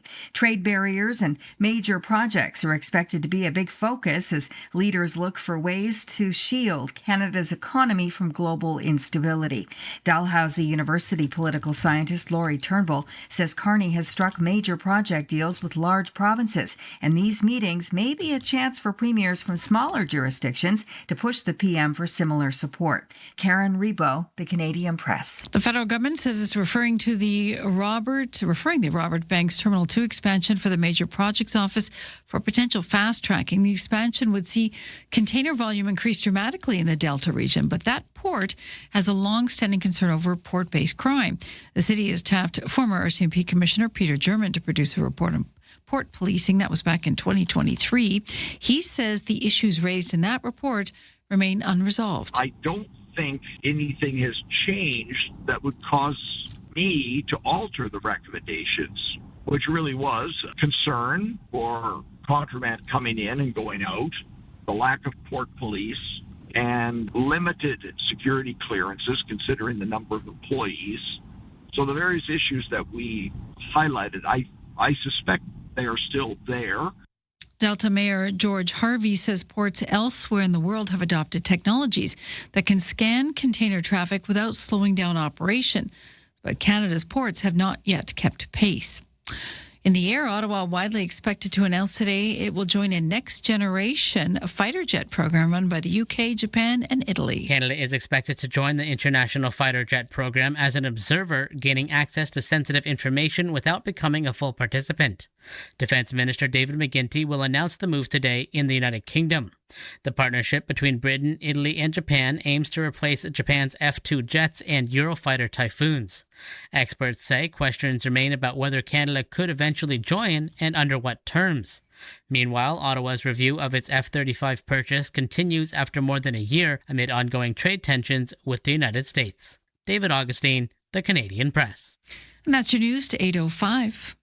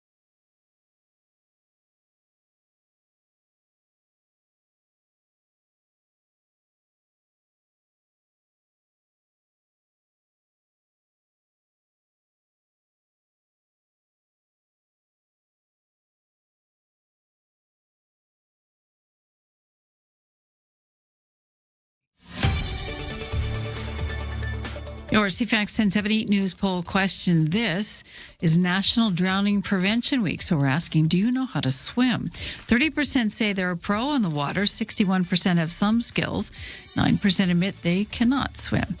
You can vote at CFAX1070.com, also the iHeartRadio app. Lisa, best your news time is 8:07. In our never-ending quest for information, Jimothy does have a Twitter page. And I was joking. I hadn't even looked. Jimothy on X. Oh, my. This is Jimothy, just a wild raccoon living his quiet life, resting on a sunlit branch. No filters, no edits, just pure nature doing what it does best. Look at him. One paw stretched out, completely relaxed. Wow. Whiskers catching the light. Eyes half closed in contentment. In that moment, he looks so peaceful and so at home in his world. We often rush through life, but Jimothy reminds us to slow down. He doesn't chase cloud or trends. He climbs his tree, finds a comfortable spot, and simply enjoys the warmth of the sun and the rustle of the leaves. We are waxing poetic about a raccoon. A compact one. Okay? Okay. Yeah? All right. It's the West Coast. It's our joy. Timothy, over in Seattle, if you're listening, give us a call. We'll get you on the show. You've struck a nerve with the listeners. A nerve. They want to give you a big hug, Jimothy. That's what they really want to do. They want to give you a hug. The Jimothy kind of summer. Yes. Just rest on a tree branch, enjoy the sunlight. Your Nanaimo forecast is a little concerning. Yeah, it's a bit warm. So we're reading forecasts from around the island this morning because there is quite a difference. Here's your Nanaimo forecast. Clearing early this morning, hazy, high 32, humidex 37, UV index 9 or high. A few clouds and hazy, low down to 16 tonight. Mainly sunny again tomorrow, hazy once again, and a high near 32. A mix of sun and cloud for Thursday with a high near 25. Right now, already at Nanaimo Airport, 22 degrees. Wow. Okay. We're getting up there. Getting up there Go quick. easy and stay out of the midday sun. What do they say? Mad dogs and Englishmen? In the midday sun? I see people running in the heat. It's like, oh, it's so hard on your body. But to each their own. But yeah, take a siesta. We'll write you a note. Exactly. In sports, WNBA has now reached the All-Star break. The Tempo lost their last game before the break, 109-83 to Vegas last night. They were down on players once again. Spain's World Cup winning soccer team returned home to an estimated crowd of 2 million people yesterday. Blue Jays lost 7-1 to Tampa Bay. The Mariners blanked Cincinnati 8-0.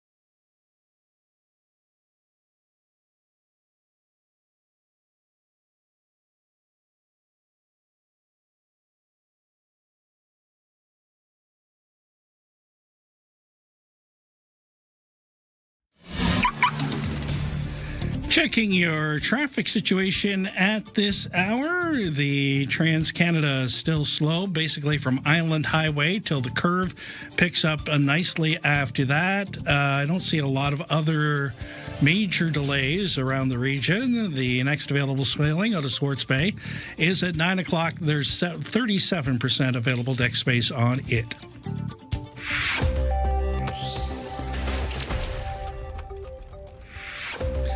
On the markets, the TSX up 192 points at 35,152. The Dow Jones up 242 at 52,081.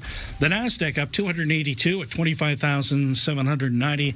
And the Canadian dollar down 12 basis points at 71 cents U.S. Let's get started. Start your day informed and entertained.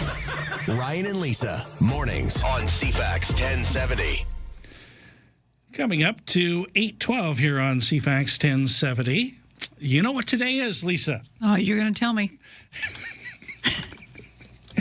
We're sitting down waiting. You're going to be so glad to have Ryan back next week. I don't know. It's been wildly entertaining. That's my job. And you do good work. Well, and a couple people have thrown in comments today that Claire has passed along to me. Much appreciated. It does make a difference in my day. We have a big foodie national day today. What? Yes. Hope you wore those stretchy pants, though. Today's National Day is better than your birthday, better than the 4th of July, even better than Christmas. Today is National Junk Food Day. It's a one-day pass from sensible eating. So go ahead, eat the burger, load up on fries, chips. How about some pizza? And then move on to dessert, because it's a national day and you need to support that. But do stay within some control, as National Antacid Day isn't until December 30th. I'm Bree Tennis. Okay. So it begs the question, what's your cheat food? Ooh. Right? What's the food that you're like, all right, it's going to be a lot of calories. It's going to be a lot of bad stuff for me. So I think it's switched around depending on what part of the country I've lived in at that particular time. That makes sense. It certainly was lobster rolls in particular when I lived in Nova Scotia, New Brunswick. Those sound like they should be good for you. You know who did really good lobster rolls? You're never going to believe this. Probably not. McDonald's. Really? And they on the bring East Coast? Yes. They would bring it out every year during lobster season. Okay. They wouldn't run it all year long. It's sort of like a treat. Kind of like the McRib, only on an Atlantic scale. Those things scare me, but let's move on. But yes, I would certainly the lobster a lobster roll is underrated as a food experience. So that's over there. What about here? I really like fish here. Your cheat food, though. Cheat food? Fish is healthy. We're talking about the bad food. Something you know is bad for you, but it's your cheat food. In Victoria. Really? Well, it doesn't have to be, it could be just fries or something. What about pizza? No. You want to be more creative than that. Can I tell you how bad pizza is in Alberta? Oh, my. Just not good. What?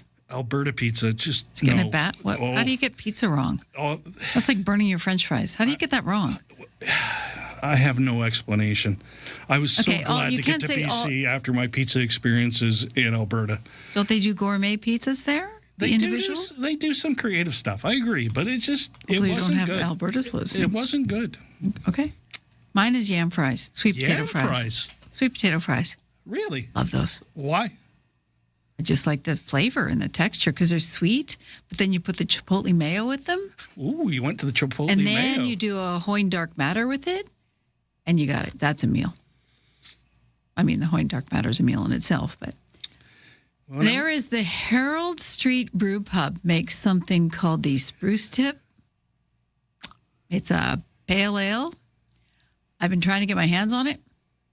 Shouldn't tell you. They sold it to me at the Oak Bay Night Market. I bought a 4-pack. Oh, that tastes delicious. I'll take it home. Amazing beer. Absolutely amazing beer. And I called. She said, we won't have it until Monday. Didn't get a chance to go yesterday. Got to go today. So they'll pour it in a can for you while you wait. It is nectar of the gods. And, I don't have to say anything, but for craft beers here on the island and the things that we can come up with that are unique to the season, like you say, the lobster rolls, even though it was McDonald's, the lobster rolls, it's a seasonal thing. The seasonal beers, the craft beers that they do just a smattering of every year, you gotta try them. And get them while they're hot because then the season is over and it's gone. The sour beers on this island, Well done. You like the sour beers? I really do. Okay. There's a lot of creativity goes into those. I had one up in Comox they have that brewery place. Yes. Oh, yes. Oh, that hit the spot. Cumberland's got a good one, too. I mean, every community, it's kind of like Scotland, but not with the scotch, it's with the beer.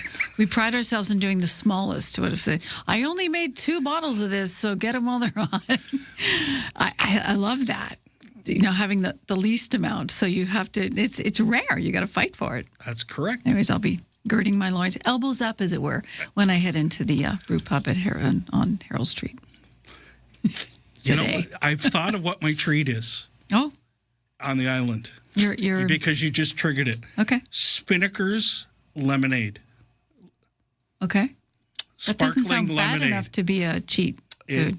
Every time I'm on the ferry, I go and I purchase one of those Spinnaker's lemonades. Oh, is it spiked? Nope. Oh, okay. It's just For the right kids on too? point. Okay. It's right on point. All right. 8:17 here at CFAX 1070. Here's Lisa with your news headlines.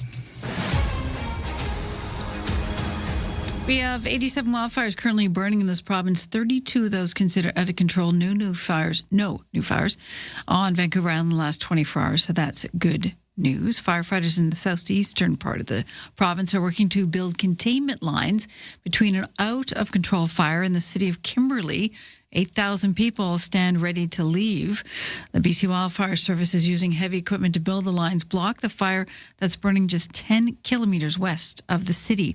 The blaze is in the steep terrain area. It's grown to 6 square kilometers in size since being detected on Saturday. It's on the side of the mountain, so it's really quite disconcerting for residents to have to watch that bear down on them. We'll keep you posted on what happens in the picturesque town of Kimberley moving forward. BC Highway Patrol curbing a new driver doing 168 in a 20 zone. This after catching a young motorcyclist with the learners, because this one had learners too, a 21-year-old woman. They curbed her speeding on a highway on the mainland. This one was a driver, a 20-year-old Williams Lake woman with the learners. She got a total fines of $2,500 for her efforts on the road. And an effort to recall Vancouver-Quilchena MLA Dallas Brody has failed. Elections BC says proponents of the recall campaign submitted just under 3,700 signatures. They needed a threshold of more than 15,000. The provincial agency says it'll take no further action on the petition as a result. There's been 31 attempts to recall MLA since legislation passed in 95. None ever met the Act's requirements, although one MLA did resign in 98 before the certification took place. That is your news to 8:19.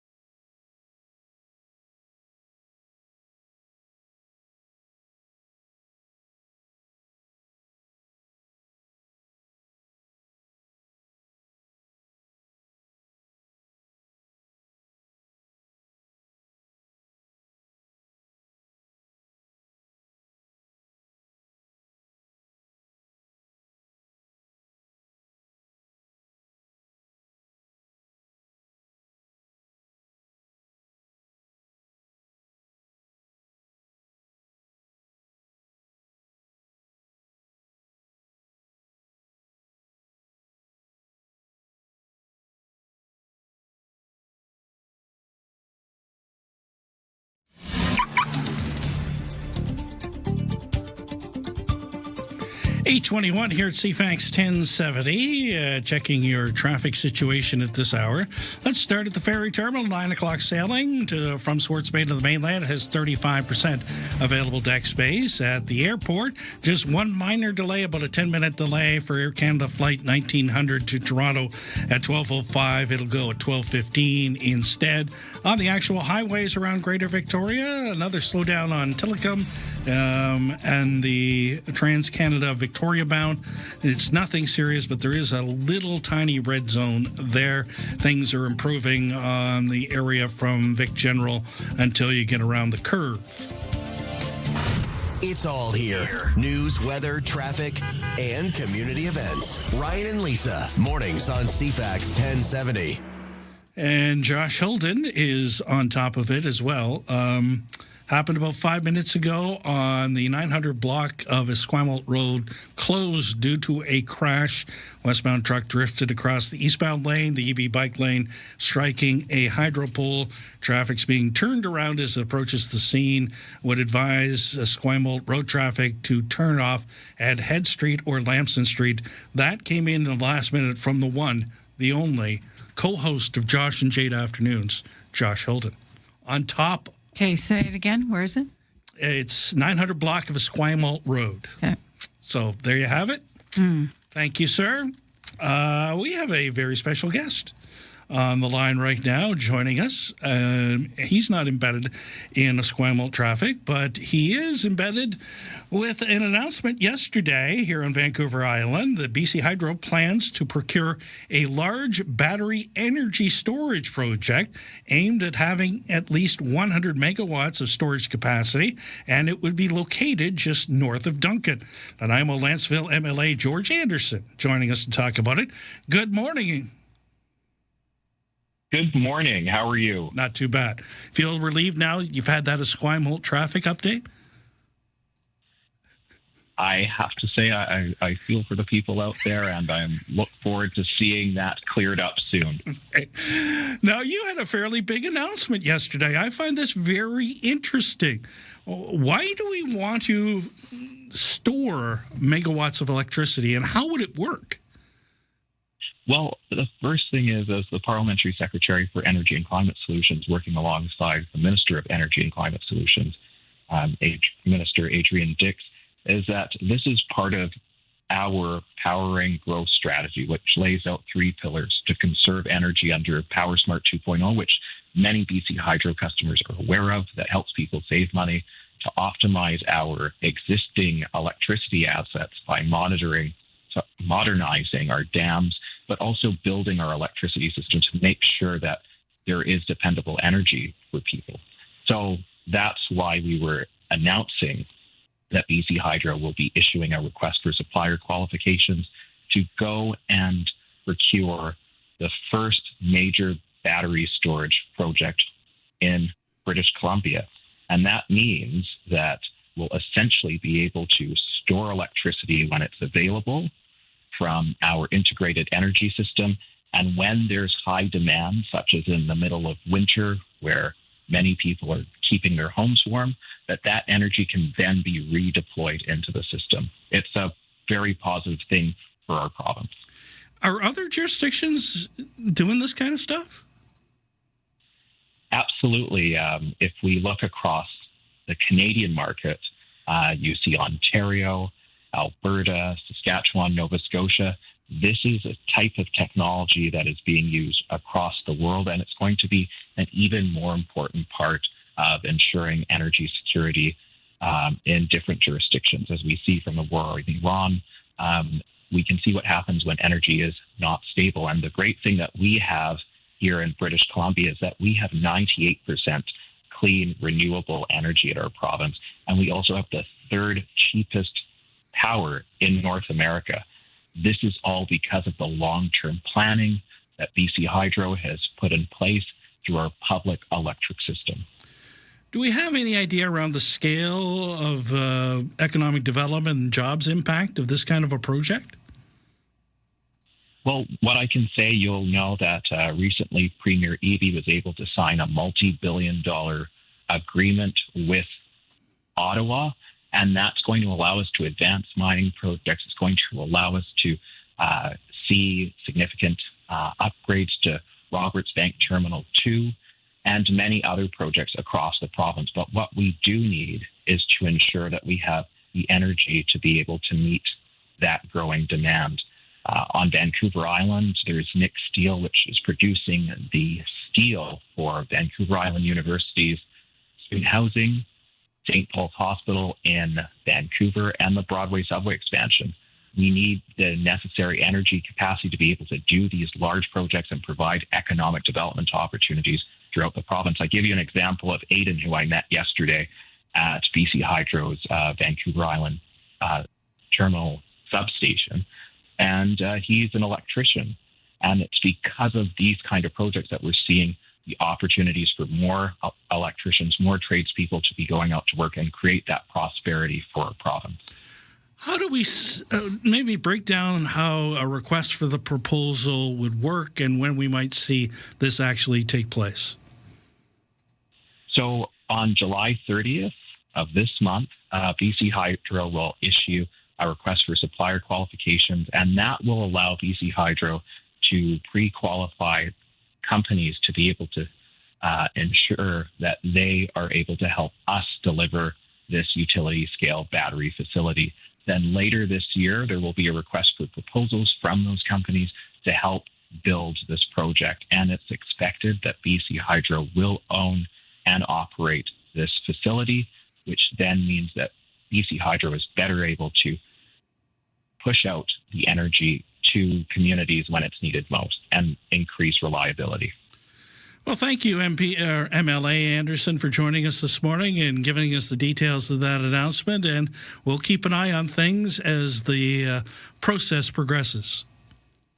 Absolutely, because it's an exciting time, especially is that I just want to say before I go that every megawatt of clean energy that is stored through BC Hydro gets us closer to our clean energy ambitions and commitments. So thanks for having me on. Thanks for joining us. From CFAX 1070. Here's what's happening around the island. Victoria Symphony presents Symphony in the Summer Festival, July 10th through August 9th. Details at victoriasymphony.ca. Catch all the excitement of summer baseball with the Victoria Harbour Cats. More info at harbourcats.com. Have an event you want featured on CFAX 1070? Text us at 71010 to be featured.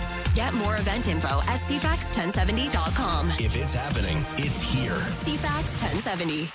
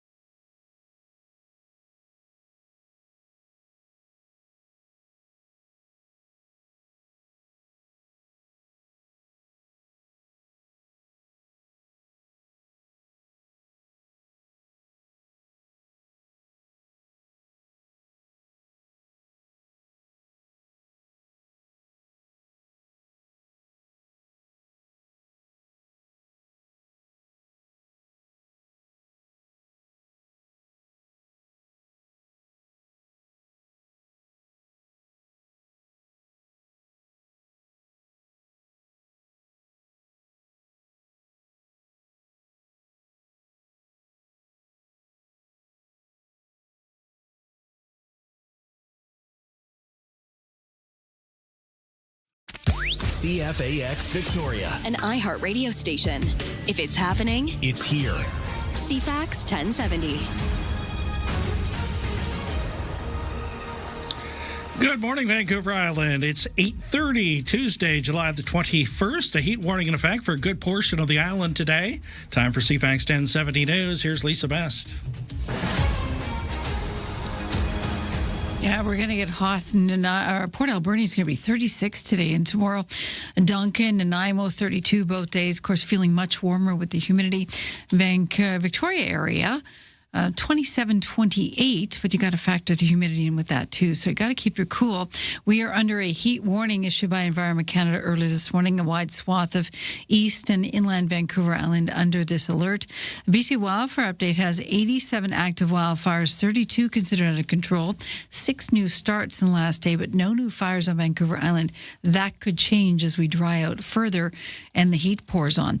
The Thompson-Nicola Regional District has issued an evacuation order for the Downing Provincial Park, which is just southwest of the town of Clinton.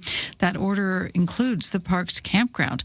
The same fire prompted the district to also issue an alert for 38 addresses. Of course, there's 8,000 people awaiting to see if they have to leave their homes in the town of Kimberley. A fire there, a massive out-of-control fires burning on pretty much on their doorstep, mere kilometers away from town. Ontario Premier Doug Ford says he's frustrated listening to Donald Trump's tariff threats to Canada over wildfire smoke. The U.S. president told reporters that the fires are poisoning U.S. air, that maybe Canada should pay damages or face more tariffs. More on that in a minute.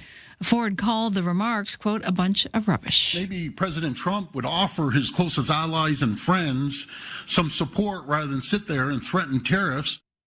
Ford pointed to the times Canada sent help to the U.S., like in the aftermath of Hurricane Helene in 2024 and during last year's devastating wildfires that ripped through parts of California.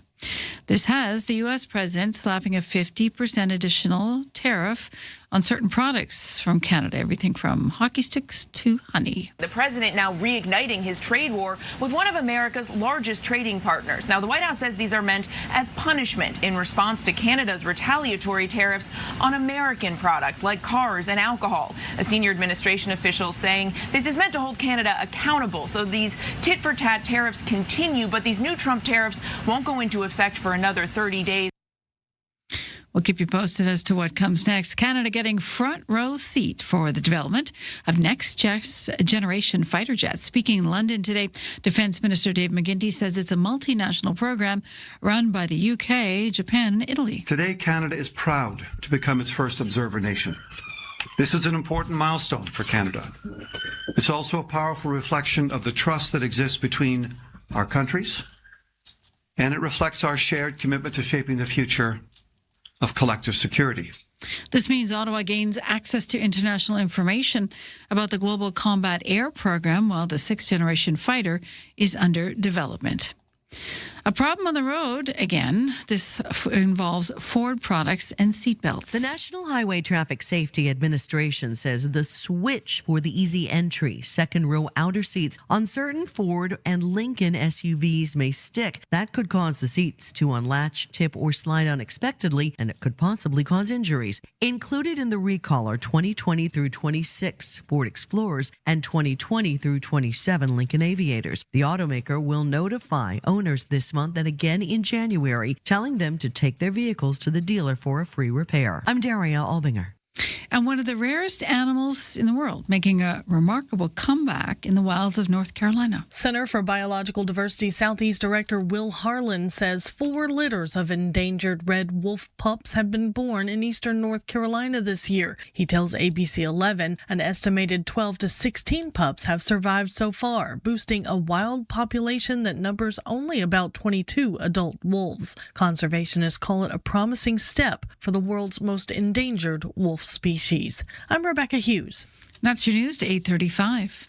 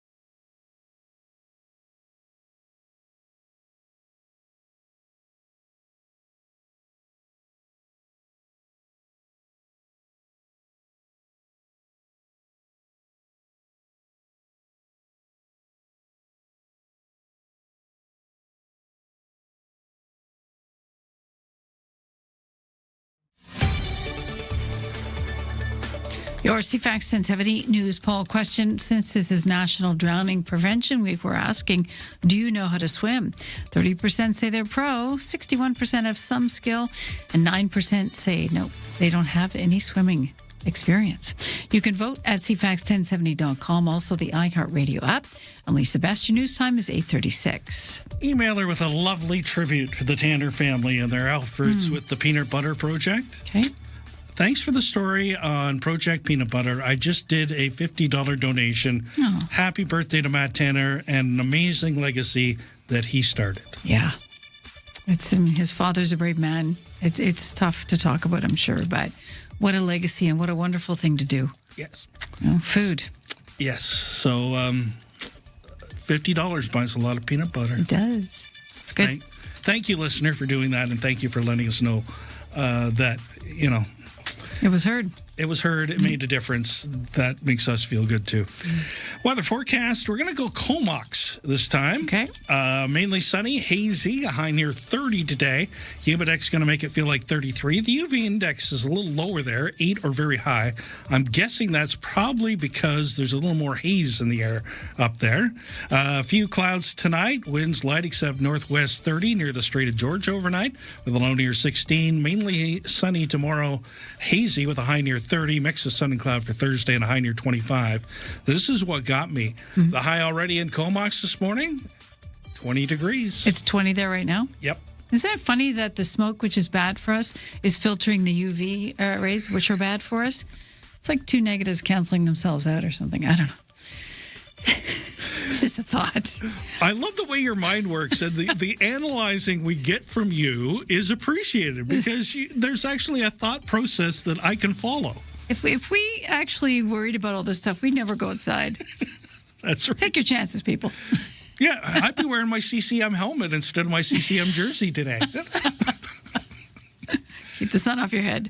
Speaking of which, sports coming up next. Harbor Cats opening a 3-game series up in Nanaimo tonight against the Night Owls. That's a 6:35 first pitch. Blue Jays lost yesterday, 7-1 to Tampa Bay. Mariners were winners, though, 8-0 over Cincinnati. Junior A Lacrosse League playoffs continued tonight in Colwood, 5 o'clock start. The Shamrocks hosting Port Coquitlam, and that series is all tied at a game apiece. How many people showed up to welcome the World Cup winners from Spain home? Measly 2 million.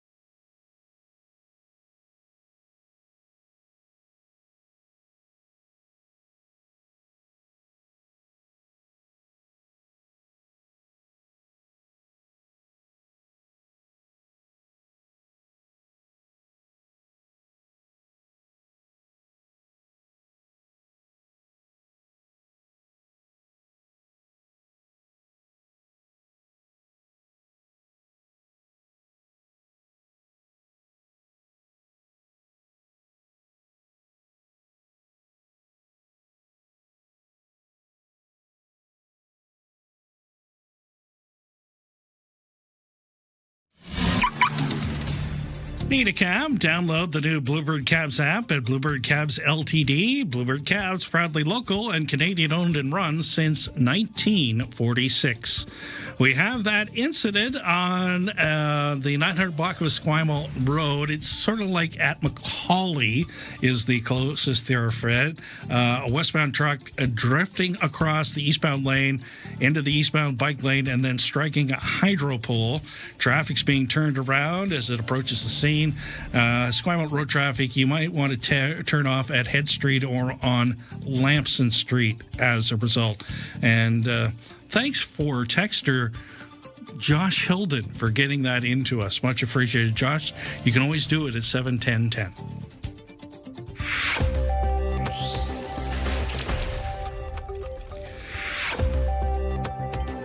And your market update, the TSX holding its own, even after tariff threats, up 218 points today. Just changed. 242 points today at 35,203. The Dow Jones is up 323 points at 52,162. And the NASDAQ is up 333 points at 25,841. The Canadian dollar down 13 basis points at 71 cents U.S. Don't attempt your morning commute without us. Ryan and Lisa, mornings on CFAX 1070. Remember way back when I started filling in the odd morning, Lisa? And what an adventure that was. But you get doing odd jobs around here. Yeah. Don't worry, Steve will do it. And? Well, what I was going to get to is, so you're very used to the morning, getting up and at a certain hour and all that. I got to tell you, you never really get used to getting up at 4 a.m. Yeah. You just don't. But you just stop talking about it after a while because it becomes a moot point. Fatigue is your friend in general. Well, when we were over at the old building, I used to have to op as well as host. Yeah, that was a lot. And listeners, longtime listeners will know how many times I hit the wrong button. Like, it was monumental at first. Well, that red button's pretty attractive. And you want your hand to stop, and it won't stop. It just won't stop. So yes? So you called in some help. So actually, I told Brad that I would probably do a better job if I had Claire here in the mornings. But Claire has to do the same thing as I do and get used to a totally different body schedule. And we're finding Tuesdays are the worst day of the week. First of all, I want to thank Claire for coming in at this hour to help me out and make sure the listeners get a far superior product than I would do if I was opting the board. Claire, do you want to speak on your behalf? Or she's giving me, that's a definite hard pass for her. She says, nope. No, I just appreciate her She's a strong, being silent here. woman. Yes, and I appreciate her being here, and that's why it sounds so good. She's very professional. Yes. She blushing yet? No, she's she's holding her own. She's just smiling. She's like, no, I don't want to go on camera, and I certainly don't want to turn my mic on. And we can appreciate that. So just thank you for being here for these 2 weeks and making the sacrifice, and your family and everybody, because it really does sound a lot better than it would have if I was doing it. Steve doesn't have a chance to press the red button. She also, when we have to do those live read things, she reminds me because I forget. Even though I put it right in front of my eyes, yeah. I see the sort of the flailing of the hands on the other side of the glass. Oh, something's going awry. Yeah. It's like the smoke and mirrors of the industry. Yes, it's just thank you. Yeah. It's a simple thank you. We appreciate it. Yes, because if somebody when they come to me, I know, because I'm going to do 3 out of 4 weeks because I'm sitting in for Ryan for these 2 weeks. Then I have a week of normalcy. Then I return to be you for the week after. So, and I can't do We just got you all turned around. And I can't do Ryan because I have no hair. If I had hair, I'd probably be okay. He's got a good lid. He's got the best hair. Let's be honest. He's got rock hair. I have hair jealousy. He's in a rock band. So, you got follicle envy? Oh, I had it for some time with him because, in radio, there's not a lot of people that have comparable hair to Ryan. Does Ryan have his hair have his own Twitter page, though? It's not like Jimothy. It's not Jimothy. It's not Jimothy. I wonder if he uses product. Moving right along. Time check again. Okay, got the message. Steve, leave. Here's Lisa with your news headlines. Prime Minister Mark Carney says he has chatted with the U.S. president this morning. He says the pair agreed to intensify trade talks in the wake of Trump's threat yesterday to slap Canada with 50% tariffs on everything from hockey sticks to honey in 30 days. Carney says the Canada-U.S. Trade Minister Dominic LeBlanc plans to convene an advisory council this afternoon. Mark Carney also says Canada has made a series of comprehensive and detailed proposals about how to modernize the North American Trade Pact in light of the Trump administration's strategy on trade. Meanwhile, Canada's premiers are gathering in Charlottetown today for their annual two-day Council of the Federation meeting ahead of the First Minister meeting Thursday with the Prime Minister. Domestic trade, these new set of tariffs, and major infrastructure projects all expected to be high on the agenda. A new orchard in northeastern BC could play a key role in First Nations-led efforts to reclaim industrial sites across the region. The native plant orchard near Fort St. John was unveiled last week by the Blueberry First Nations, which says the garden will eventually produce 1.7 million seedlings that could be sold to industry partners and used to restore a healthy forest system. Chief Sherry Dominic says the garden grew out of an agreement in 2023 with the province after a court heard BC had infringed on local treaty rights through industrial development. That is your news to 8:46. From CFAX 1070. Here's what's happening around the island. Victoria Symphony presents Symphony in the Summer Festival, July 10th through August 9th. Details at victoriasymphony.ca. Catch all the excitement of summer baseball with the Victoria Harbour Cats. More info at harbourcats.com.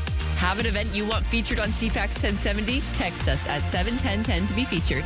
Get more event info at cfax1070.com. If it's happening, it's here. CFAX 1070.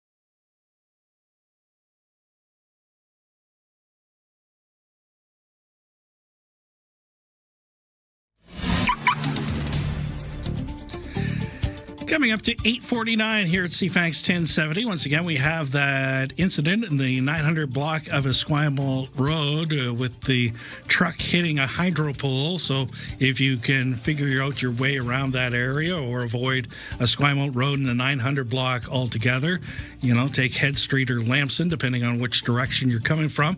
That might be the best alternative. Your update on the Trans-Canada Victoria bound, it is busy from Thetis Lake all the way to the curve and then improves greatly.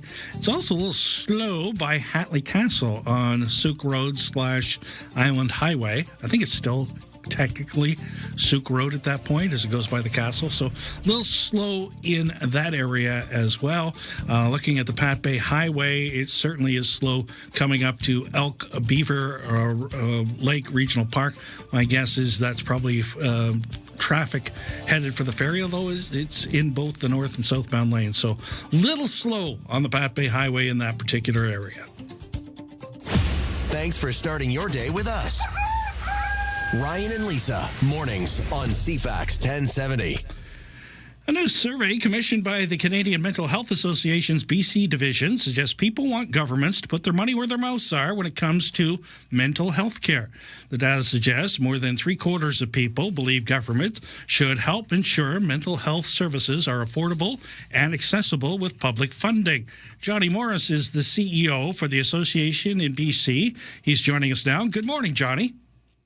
Good morning there, Steve. How are you? Not too bad. I have a question off the top because you have a famous name. and as somebody who has a famous name not related to anything I did, so when I used to call, book hotels or something, is this Steve Young from the San Francisco 49ers? Do you get, is this Johnny Morris, the CEO of Bass Pro Shops? No, but I'm going to try that one. I was thinking Johnny Morris is a famous British entertainer as well, but I'm going to try the Bass Pro Shops one. That's a good one. Let's see. There you go. So what prompted you to commission a poll like this? Well, I'm saying, Steve, for your questions. Well, I'm actually calling you from Charlottetown right now. I'm in beautiful Charlottetown. It's super sunny because all of the premiers are gathered here this week for the Council of the Federation. And we commissioned this survey to support our efforts, to encourage the premiers in their efforts to help ensure the federal government continues to flow money for mental health care. There's a whole bunch of money that has been flowing for the past 10 years that's at stake this year, and we wanted to show that the public is actually very clear. Mental health care is health care, and they want governments to fund it robustly for the healthcare system. Do we have any numbers to compare that data in order to see if this is becoming more of a priority? Well, one thing I would say is we were really encouraged to see Premier Eby. He put out a tweet earlier this week explaining his priorities, and on that list was healthcare funding, including expiring funding, of which mental health care is one of it. Like some of the numbers, BC receives about $82 million per year through this stream of funding, and it supports thousands of British Columbians, helps people avoid getting into crisis. It helps parents who've got little ones with anxiety or behavioral problems. It helps youth services. It really has been a life-changing set of investments this past 10 years. Ontario receive over $200 million per year. So there's lots of numbers and a lot of services at stake, which is why we're here in Charlottetown to make our case.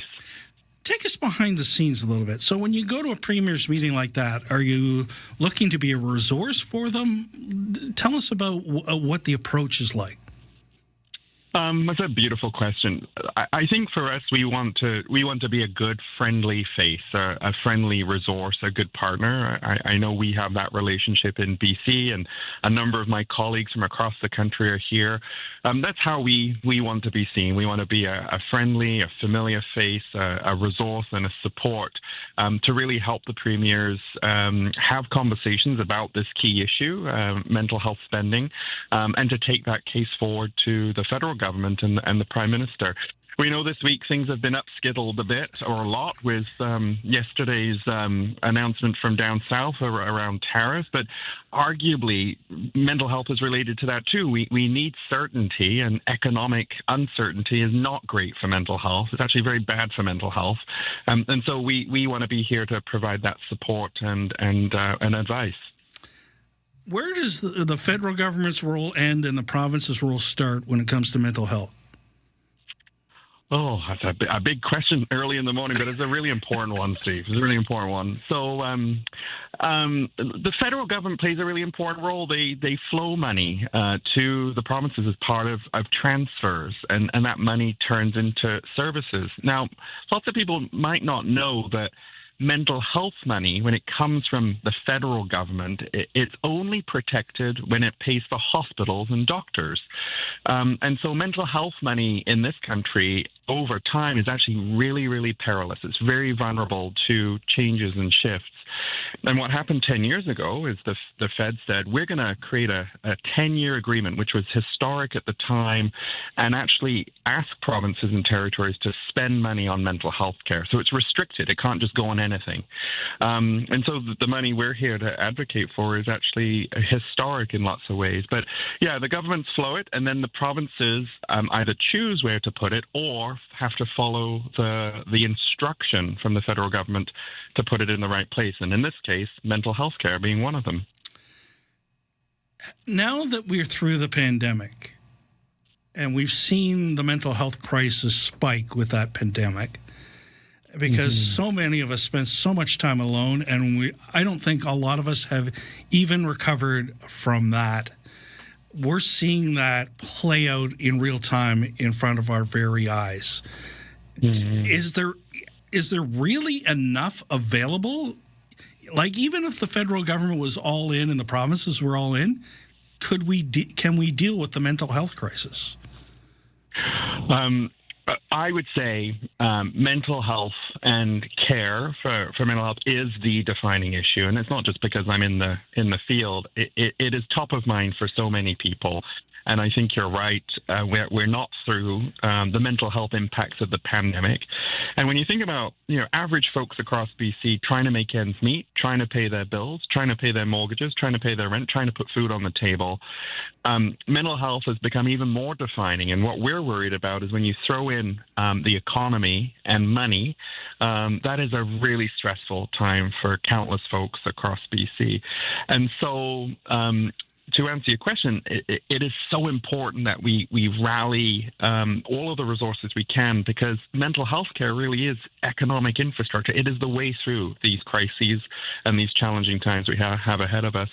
I think what it requires is good strategy and governments working together. And clearly the public in BC, and we did a poll earlier nationally, they fundamentally are behind governments getting this right, doing what's right. And we hear all the time, Steve, from people saying, we don't want people to be in crisis. Why don't we get to people earlier before it becomes so expensive, right? Like, going to the ER is really expensive compared to having a good conversation with a counselor months ahead of time and getting the help you need right away. And that's what we believe in, and those are the services we provide alongside our partners, Steve. Thanks so much for joining us, and you're dead on about that last piece. As somebody who battles anxiety from time to time, I know how important that is.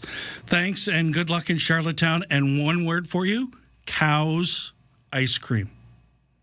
We were just there. I just had the best ice cream, and I just really appreciate you sharing a bit of your story. As someone else who lives with anxiety, I'm right there with you, my friend. And I'm going to call up and Sam from Bass Pro Shops from now on. Thank you so much for that tip. Have a great day.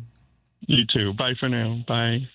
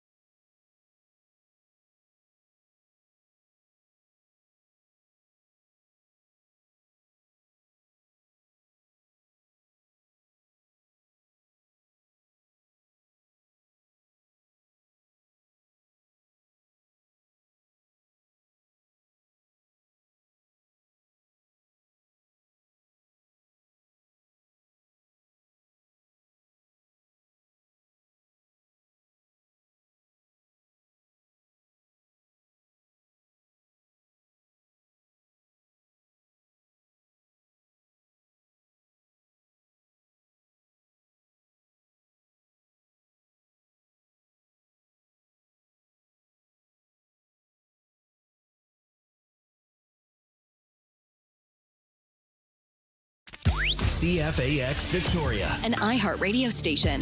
If it's happening, it's here. CFAX 1070.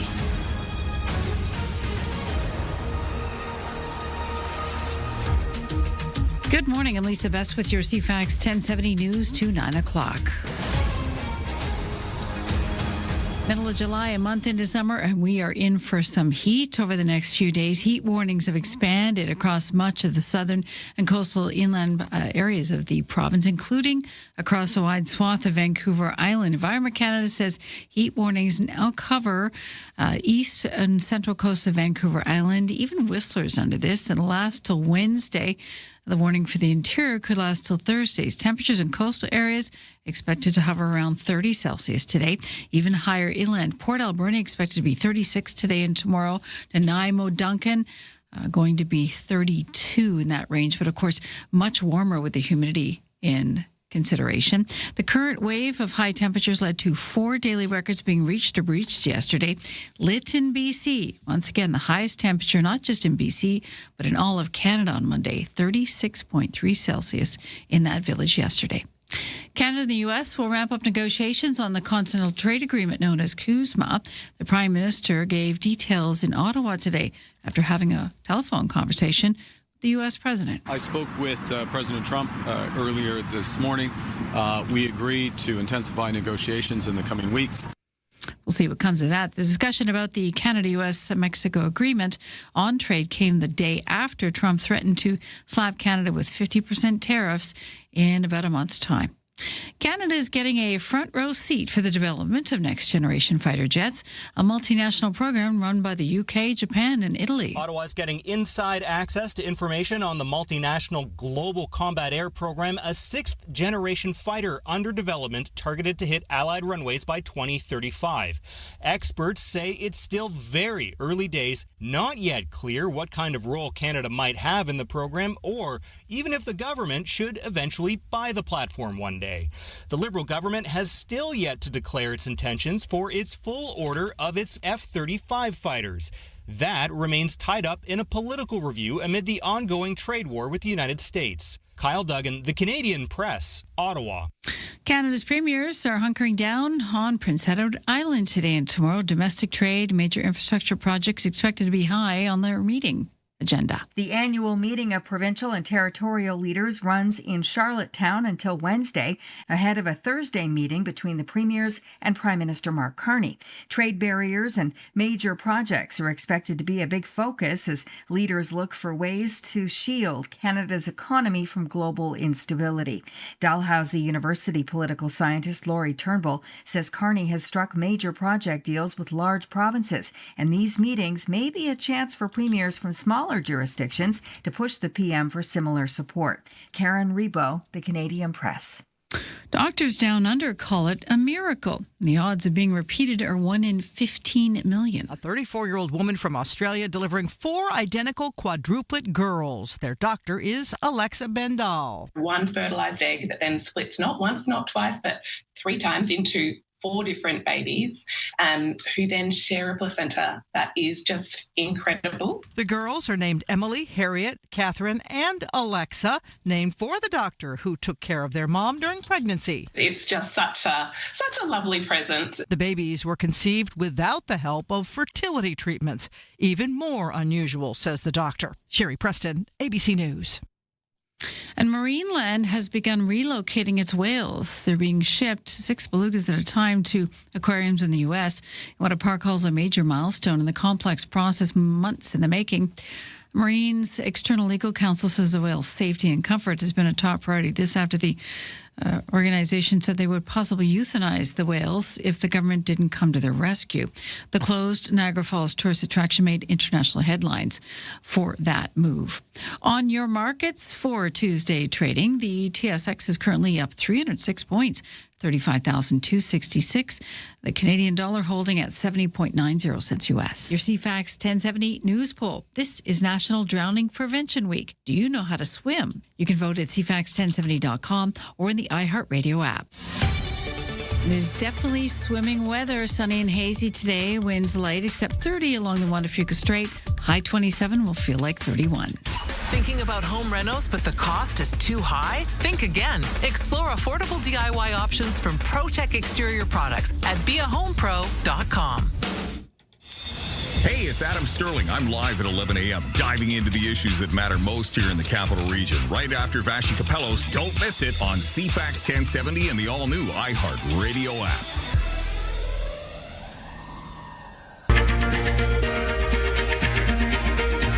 This is the Vashi Capellos Show on the iHeartRadio Talk Network. Hello, everybody. Tim Powers in for Vashi on this Tuesday, July 21st. Great to be with you. We have a huge day of news. Let's get to it. Time for the rundown. The Rundown. No shock what topic number one is. It's even displaced wildfires, and that is trade. The U.S. says it will charge a 50% tariff on any array of Canadian goods, including some that are covered under CUSMA. The new tariffs will come into effect August 19th. The White House claims the move is a response to unfair Canadian trade practices. That includes provincial bans on U.S. booze, which various premiers imposed months ago in response to American tariffs, as well as supply management on dairy and certain tariffs and quotas on cars. Prime Minister spoke with media in Ottawa about an hour ago. He said he talked to President Trump today, and the two leaders agreed to intensify trade talks in the coming weeks. I spoke with President Trump earlier this morning. We agreed to intensify negotiations in the coming weeks, and the team and myself look forward to doing that. As always, Canadians, governments, business, labor will stand together to build Canada strong and to have a trading relationship with our North American partners that benefits everyone. The new U.S. tariffs are essentially a retaliation to Canada's retaliation to the original tariffs last year. The U.S. specifically signaled out Canadian provinces banning U.S. alcohol sales in provincial liquor stores. As one example, Prime Minister Carney was asked if he thinks provinces should reverse those bans. He said it's up to the individual premiers to make those choices. Decision to change that first and foremost will be taken by the provinces themselves, each individually, and should only be taken, in my judgment, as part of an overall agreement. And that's what we'll work to accomplish. Carney did not say anything about Canada taking retaliatory action against these new tariffs. Reaction from the political opposition. In a statement, Conservative Party leader Pierre Poilievre says the president's threat yesterday of new and additional tariffs on Canada is unjustified and wrong, especially considering that Mexico is not facing these new tariffs. They will raise prices on Americans and hurt Canadian workers. Canadians deserve better treatment from our neighbors. We need a plan to fight these new tariffs before they take effect on August 19th. All parties must work together to prevent the tariffs from happening. Conservatives are here to help and fight for Canada. Poilievre is calling for the House of Commons International Trade Committee to convene to hear from the government on its plan. We also heard from President Trump on the new tariffs. He was asked by reporters in the Oval Office about why he chose to impose them now. Here's what he said. Canada's been very, very tough on us over the years, for many years, and no other president's done anything about it. I love Canada. I love the people of Canada. Many friends that live in Canada, but their leadership from Trudeau to the current leadership, I mean, in all fairness to them, they need us to survive. Without us, there's no way they can survive. So, but they've been very, very tough over a period of the last 50 years, actually. In Charlottetown, the First Ministers are meeting. The latest escalation of the trade war will be front and center. They will be meeting virtually with Prime Minister Mark Carney later this afternoon for an update on Canada's response to the tariffs. We've already been hearing some reaction from premiers today before their formal meetings began. Saskatchewan Premier Scott Moe was asked if he thinks the federal government will call on provinces to put U.S. alcohol back on the shelves. So I won't say I don't expect that ask to come. I think it's already been made in some cases. And so that'll be a decision each province will have to make. But that ask should come from the federal government. They're at the negotiating table. They'll know the sensitivities that may present. Premier, does that comment you just made mean that the federal government has asked some premiers to remove their booze bans? Is that your understanding? I expect that ask to be coming. Saskatchewan is one of two provinces, along with Alberta, that currently allow the sale of U.S. alcohol. BC Premier David Eby took a different stance. There is not a chance in hell that U.S. alcohol is going back on the shelf in British Columbia. And I'm proud of that, and I know the British Columbians support that. And the idea of the president that he can bully us into whatever he wishes is incorrect. We're strong. We are, despite our many debates, united as a country, and we will continue to stand strong. Another trade irritant that the U.S. has singled out is Canada's supply management system in the dairy industry, which is big in Quebec. Quebec Premier Christine Frechette told reporters in Charlottetown that concessions on supply management are off the table. As you know, I will defend and protect Quebec's economy, Quebec's workers, Quebec businesses until the end. And the supply management is something that is non-negotiable. Lots more coverage on the tariff story coming up on later on the show today. But first, an update on the issue impacting Canadians across the country, wildfires. There are still nearly 900 wildfires currently burning across Canada. Early estimates suggest that this year could be the worst fire season on record in the province of Ontario. CTV's Scott Hurst is following it for us today. Joining us now with an update on the wildfire situation, we're pleased to have Scott Hurst, CTV National News correspondent. Scott, what is the latest today? Right now, there are just shy of 900 fires burning across the country. Of course, many of these fires still